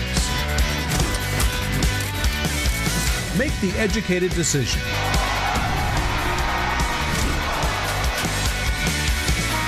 Join the USHL.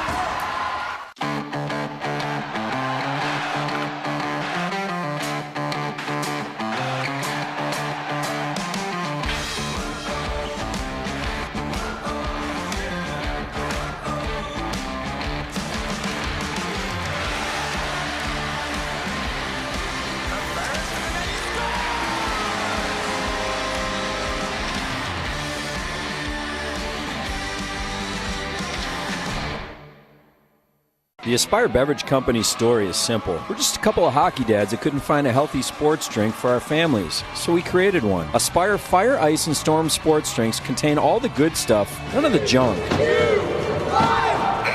We wanted to improve the performance and the health of athletes. Yeah, and we wanted to win. Warning, Aspire sports drinks contain pure performance. No junk, only good stuff. They may cause victory, achievement beyond your wildest dreams, and epic greatness. Skating was hard at first. Sometimes I fell, but I always got back up. Now when I'm skating, I feel like a rocket, or maybe a race car.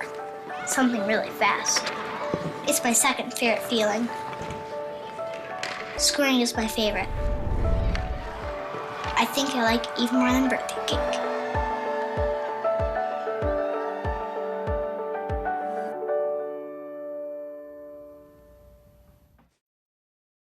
We're here with Director of Player Development and Recruiting, Doug Christensen. Doug, your role is a new role for the USHL this year. Tell us a little bit more about your role and what that all entails. It's really about educating families and players on their options. The players that come to our league, the elite level players, both in the United States, Canada, and throughout the world have options, whether that's playing in Canada, whether that's playing in their native countries or native states. For us, it's about really articulating who we are, what we do, and getting on the road and getting that message across. You spent a lot of time on the road speaking to players, parents, and coaches, as you said, and you mentioned that message. What exactly is that message that you're delivering to them? It's really clarifying a few things. For us, number one, over 95% of the kids in our league go on and play Division I college hockey. It's also talking about what life's going to be away from the rink in terms of their academics, their off-ice commitments. In addition to that, it's also really talking about their futures and how we want them to go on and play in the NHL. That is a goal of ours. For us, it's relevant that the OHL had 41 players drafted by the National Hockey League, the Western League had 37, we had 35. We're in a group of elite level companies, and we believe that we can produce pro players just like any other league in the world. One of your big duties has been the USHL Combines. A lot of work goes into those. Talk about how those all come together and the value of those for the USHL. Well, first of all, really thankful for everybody who helped along the way, the staffs and the countless hours in rinks driving in cold weather, and for our Pacific Scouts, maybe in warm Southern California weather. But they're out there on the weekends watching hockey, and it's really evaluating the players from all over the country and all over North America and getting them into one building. It allows players who might be a little bit under the radar. There's a player who just attended the '99 Combine who came in from Notre Dame Academy in Saskatchewan who really had a great combine. It's about seeing that kid against premier programs in the U.S., so whether it's a Chicago Mission or a prep school or the LA Junior Kings or whoever it might be, and getting all those players into one rink, getting them an opportunity to meet our coaches, and for our coaches to be able to really face-to-face get to know the kids and get to see them on the ice for a full weekend.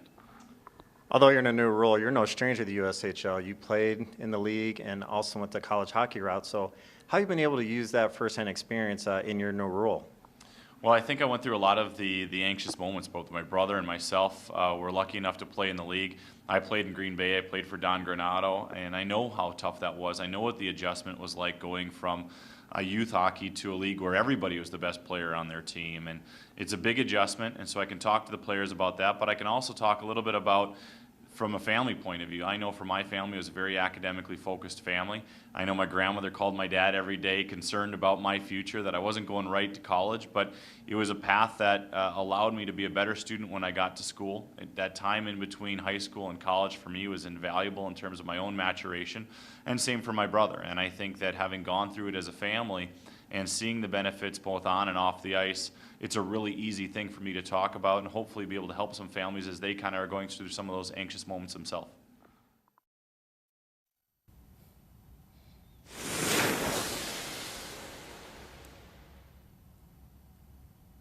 Doug Christensen, thank you very much for the interview there, and obviously the educated decision here in the USHL. Such a big factor to having prospects come through the system. It's a great way for guys to pay back not only their families, but eventually pay back themselves for all their hard work with full-time scholarships, and what a great job this league has done at putting players into the college system and not only rewarding them with college careers, but also possibly careers when, if in fact their hockey careers do come to an end. Yeah, and you look at college hockey, they've just been unbelievable over the past couple of years at getting their players to walk with a cap and gown at graduation. Mm-hmm. Over 90% of college hockey players are graduating with a degree. It's really an unbelievable number. It's the #1 program as far as getting a degree in the NCAA, and that's Division I college hockey. And a huge caveat of that is the USHL, who does produce quite a few. About 98% of their players do go on to play college hockey. So great job this league has done at moving players on. Let's get to round number 6 here in just a second. We're able to recap a little bit of round number 5 here with a lot of great picks. Eero Teravainen, a bit of a steal really with the Lincoln Stars, brother of Teuvo Teravainen as you look down the roster as well. Schumacher going to the Madison Capitals, DeFazio to Waterloo, Garvey to the Chicago Steel. That is a nice pickup with the Gulls.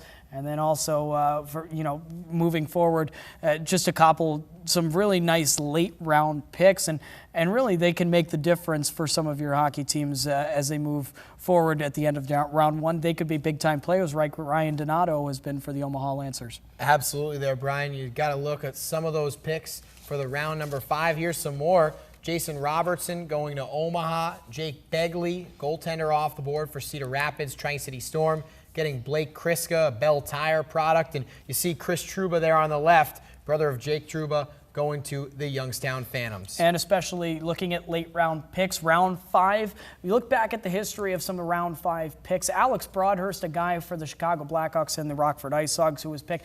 Anders Lee with the New York Islanders was not selected until the 7th round. So really a lot of guys can still make a splash even being late round picks. The game's wide open for development for these players to get better in the year or two before they join the USHL. Absolutely, Brian. Let's move on to round number 6. Leading it off from Lincoln, they trade their pick to Green Bay, and Green Bay selects a defenseman, Colin Felix, out of the St. George's program there, New Jersey native. And first pick for Green Bay. They'll have back-to-back picks here, Brian. And then we move into the Green Bay's second pick. Alex Mella joins the program for the Gamblers out of Shattuck St. Mary, a U16 program, 47 points in 55 games this season, and also a guy who you can rely on to be big time eventually in his USHL career. Won the USA Hockey National Youth Championship, so definitely keep an eye on for Alex Mella for the Green Bay Gamblers. Yeah, you mentioned Shattuck St. Mary's. Obviously, when a team wins a national title, those guys are going to be desired players. And in a draft like this, where such guys are so young and you don't know what you're going to get, Shattuck St. Mary's product is usually a good decision. So moving forward, the Des Moines Buccaneers with the 83rd overall pick take forward Lucas McGregor. And then you move past that down to the Muskegon Lumberjacks getting the pick from the Fargo Force. Scooter Brickley is the next selection with the 84th overall pick. Yeah, Scooter Brickley going to Muskegon, and Fargo had that pick. They traded it over to Muskegon, so Scooter Brickley gets selected by the Lumberjacks. We'll move on to pick number 85 overall. It's the Madison Capitals that have Luke Manning. Forward Luke Manning out of Stillwater High School. 14 points in 14 games this season for Luke Manning. Big frame, strong player, and can win some puck battles there going to Madison. Move on to the Waterloo Blackhawks as we're getting towards the end of round 6. We're wrapping up the 2015 USHL Phase 1 Draft Show. However, it goes through 10 rounds, so definitely stick around after these picks and through the first 6 rounds. 7 through 10 will be brought to you live on USHL.com or draft.ushl.com. So let's move on to the the Waterloo Blackhawks. Hunter Lelig is the next pick for them, a guy from the Chicago Mission U16 team, a defenseman at that as well. Not a lot of points through 26 games, but a smart player. And again, Chicago Mission, always a good team.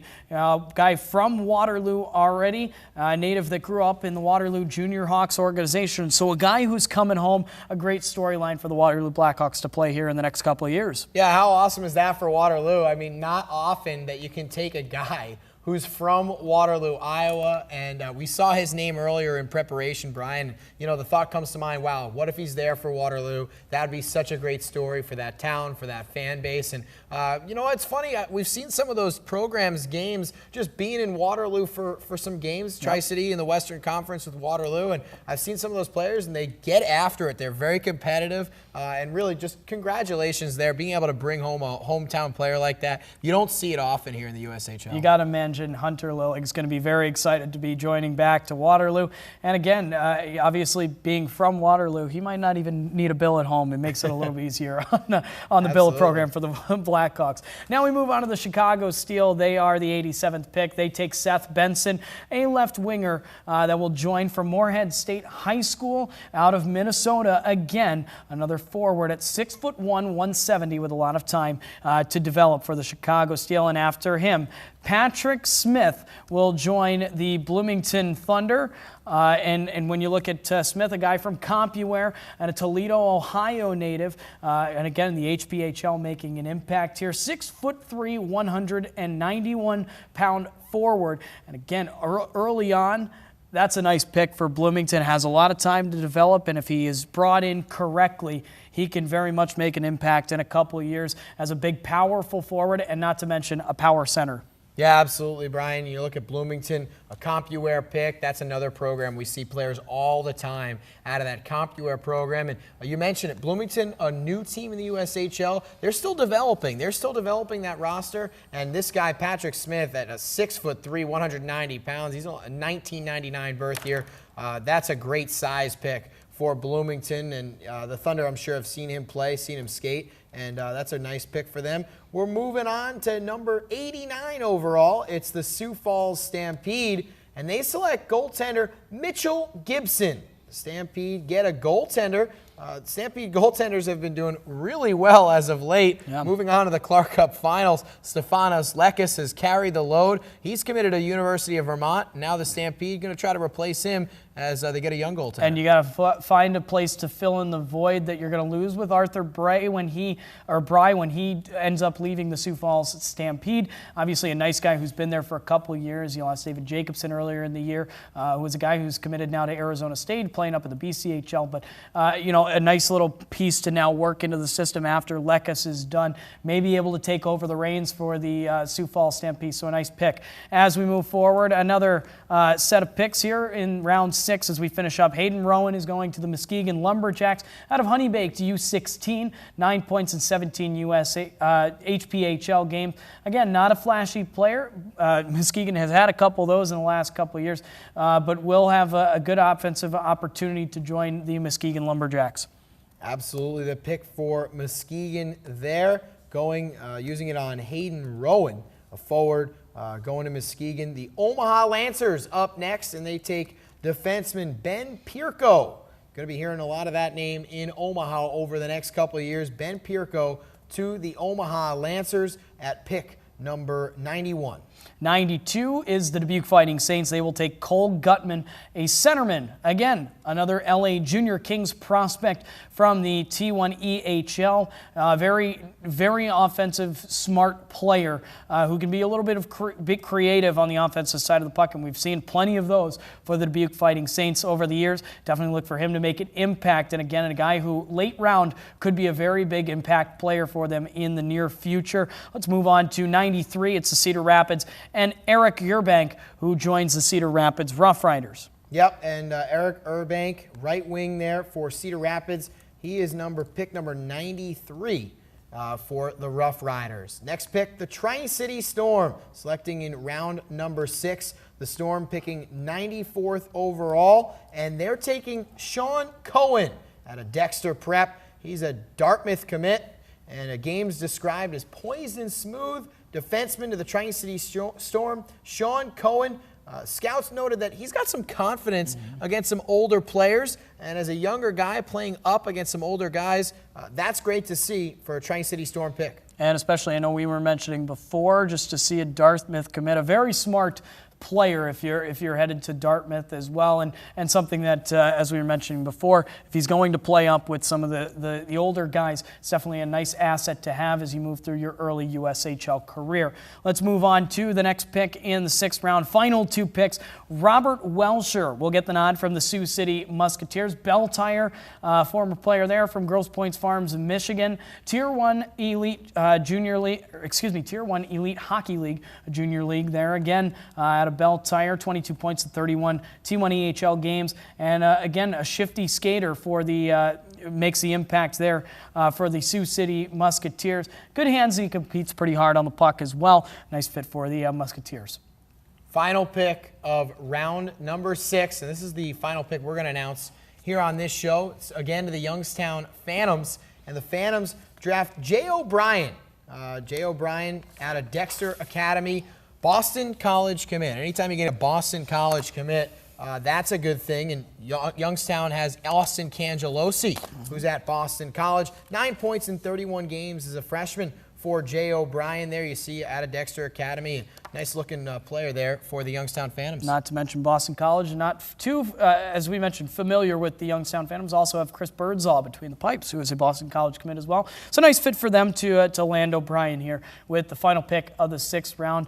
And we have a chance early. Before we kick it off, we had a chance to talk to Brooks Birch about his path, because again, just because players were not drafted in this USHL draft, in through 6 rounds. You still have a couple more rounds left if you didn't hear your name called, so keep tuned to USHL.com and draft.USHL.com as well. But it doesn't mean the end of the world if you weren't drafted. Yeah, and Brooks Birch, really a great story here, and we're going to hear from him in a second, but a guy who didn't make it to the USHL until he was 20 years old. And then he went to play for St. Cloud State, didn't really know what he wanted to do, and he's got his life a little bit more figured out now after playing in the USHL. And he's here to give a message. If you haven't heard your name called yet, don't fret. We still got 4 more rounds, and then there's the Phase 2 draft, and the Phase 2 draft continues for each year. So if you're a 1999 birth year looking to make it to the USHL, this is not your only chance. You got plenty more opportunities coming up, and Brooks will tell you a little bit more about that here. All right, we're here with former USHL player Brooks Birch. We're talking about the USHL draft, but you were a guy that wasn't drafted into the USHL. Tell us a little bit about your path and how you got to the league. Yeah, my career started out with the Madison Capitals midget AAA program throughout high school, and I went to the North American League in St. Louis, and I was fortunate enough my last year of junior eligibility, my 20-year-old season, was to play in Dubuque in my hometown. Yeah, tell us about that season. Played in your hometown, played for the Saints, won a Clark Cup. How special was that season, and how valuable was that season for your career? Yeah, I mean, obviously playing in your hometown is something that I think any kid would want to do his last year in his junior career. We had such a special team that year with some pretty elite players, and it was a significant impact on my career moving forward. The coaching staff there, with Jim Montgomery, and like I said, the high elite guys that we had with Goudreau and Gergensons, and our captain TJ Schlueter, a lot of guys that had a significant impact on me moving forward that gave me an opportunity to move on. And talking about moving on, you're in a college hockey opportunity. Spent the last 4 years playing hockey at St. Cloud State University. What was the college hockey experience like for you the last 4 years? Yeah, everything expected and more. I had an unbelievable experience in college as a student athlete, getting a finance degree and winning multiple championships there, the WCHA regular season, NCHC regular season, and a Frozen Four. So those are all obviously important highlights in my time there, and something that I'll never forget. And you touched on it too, the academics. You're about to earn your degree here in a couple of weeks. So what's next for you? What's the next steps in your career, either on or off the ice? Yeah, I'm still deciding that next chapter of my life. The game's been really good to me. People within the game have been good to me. So it's hard to really envision myself not being part of the game in any sort of capacity. So whether that's coaching, scouting, or possibly pursuing something with my degree in finance. So I'll be making that decision here soon. And welcome back again. Big thank you to Brooks Birch for that interview. And again, conveying a great message here as we move towards the end of Phase 1 in the USHL Draft. Again, Brian Tosti alongside me, Jared Shafran. As we kind of wrap this up, again, if you weren't drafted through the first 6 rounds, stay in touch with Bloomington Thunder, with USHL.com. You can check Bloomington You can Thunder. check it out, but go to USHL.com or draft.USHL.com. Keep an eye out. There's still 3 more rounds to go in tonight's draft, and then also Phase 2 will be tomorrow, kicking off at 8 a.m., so keep your eyes peeled. And if you don't hear your name through those, there are definitely some opportunities for you to still make rosters. Head on over to any of the different numbered sites. They do have signups on their website for open camps after the draft. Not every single player who was drafted is going to make necessarily going to make their team. There is still a process to be had before those final rosters do come out. These are just the protected players, and you still have a chance to make one of those USHL teams. Absolutely, Brian. We're going to take a recap here of the 6th round. And it's the final round we're bringing to you here. Colin Felix, you see him at the top. He started it off. Green Bay had back-to-back picks. Alex Mella, Jonathan Bendorf to Madison, and Seth Benson there to the Chicago Steel. Finish it up there halfway through. Bloomington Thunder make that pick of Patrick Smith. We talked about his size at 6'3". He is a nice piece to the puzzle that Bloomington's going to like to have. And again, a couple years down the road, I think he's going to be a real nice player. And again, a late 6th round pick, not a bad selection for the Bloomington Thunder. As now we take a look at the other half of the field here in round 6. And what a great overall draft it's been. James O'Brien rounds out a nice draft class. Colt Gutman, again, a smart player who you got to watch out for the Dubuque Fighting Saints. I think that was another great late pick for that team, as well as Mitchell Gibson and Hayden Rowan to the Sioux Falls Stampede and Muskegon Lumberjacks. And really, overall, this has been a wonderful draft, not only to be a part of Europe announcing the picks, but also just to see the new crop of prospects coming back. These are the future of your organizations, be it whatever organization you are watching. Not only that, they are the future of hockey and the future of some possibility NHL teams that you may see on NBC when you're turning on the games in a couple of years. Absolutely, and you talk about some of these guys becoming household names, and we just went through round 6, and a guy that sticks out to me who was drafted just a couple of years ago is Ryan Donato of the Omaha Lancers. The Lancers drafted Donato in the 6th round, just about where we are right now in the draft. He then got a commit to Harvard.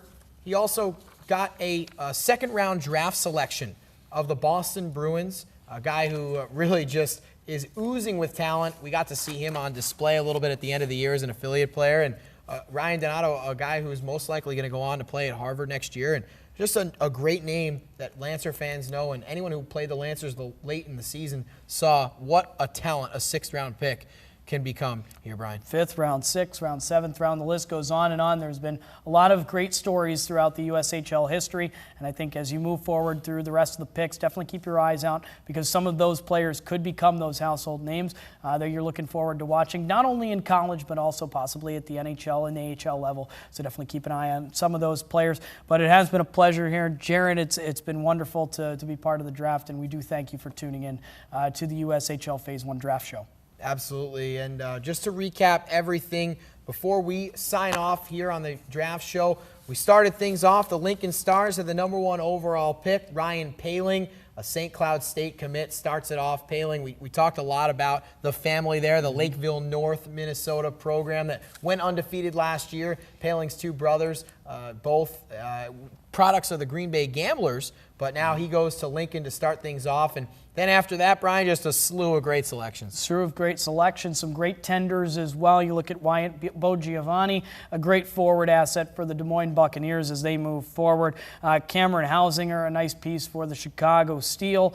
Marco Reifenberger for the Bloomington Thunder is going to be looked upon to be a nice center as they move forward into year number 2. He's probably going to be looked forward into year number 3 or 4 here for the Thunder, but definitely some great picks all around throughout the first round. And not to mention second and third rounds as well. There were some great selections all around. Couple tender picks that we want to remind you about. Brandon McManus goes to the Omaha Lancers. We heard from head coach and general manager Brian Kaufman about how excited they are for him. Also the Youngstown Phantoms, we talked about them getting in just under the wire with a tender, Jacob Tortora, a guy who they're very excited about, had a great season for the Don Mills Flyers last year. And we could go on and on recapping, right, but just through the first 6 rounds, a lot of value picks, and a lot of teams are much better off than where they were yesterday.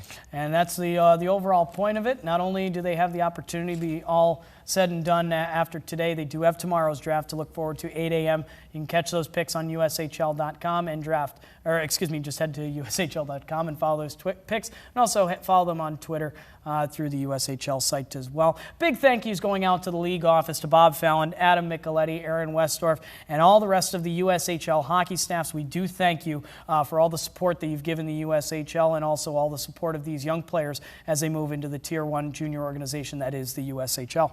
Those names you just mentioned, Brian, I want to thank them too. They gave us a lot of that information. We didn't get to all the rinks all year to see all these players. And, we were seeing a lot of hockey ourselves with our respective teams, but the scouting efforts that go on for these teams, just an unbelievable effort for these guys to scout, evaluate, rank, and now draft this 1999 class. Also want to give a couple thank yous to our photographer, Dan Hickling. A lot of those photos that you saw came from Dan. Jeff Cox and Chris Dilks from SB Nation had some great coverage leading up to this draft. Those are some of the guys that are out there at the rinks scouting some of these players, and they're on Twitter, and they're doing a great job previewing some of these picks that we saw. The crew at Production One Media here in Chicago did a great job. Thanks for working with us. We had a great privilege to bring this for you. And finally, always, always, always thanking our fans from all 17 USHL teams, just 16 of them participating in this draft with the USA program as well, part of the USHL. And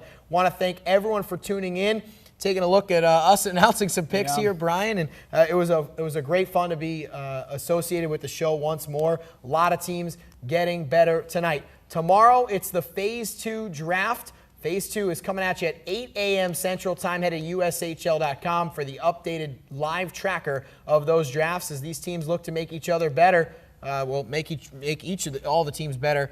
Upcoming really quickly, 8 a.m. These coaches and general managers don't have a lot of time to prepare for that. And it's been a great pleasure here being with you on this draft show. For Brian Tosti, I'm Jared Shafran. Have a great night, everyone. Whether it's on the ice or in the classroom, what path will you take to realize your dreams?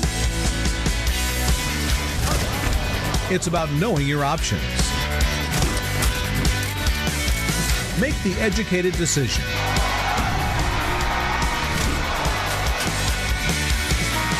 Join the USHL.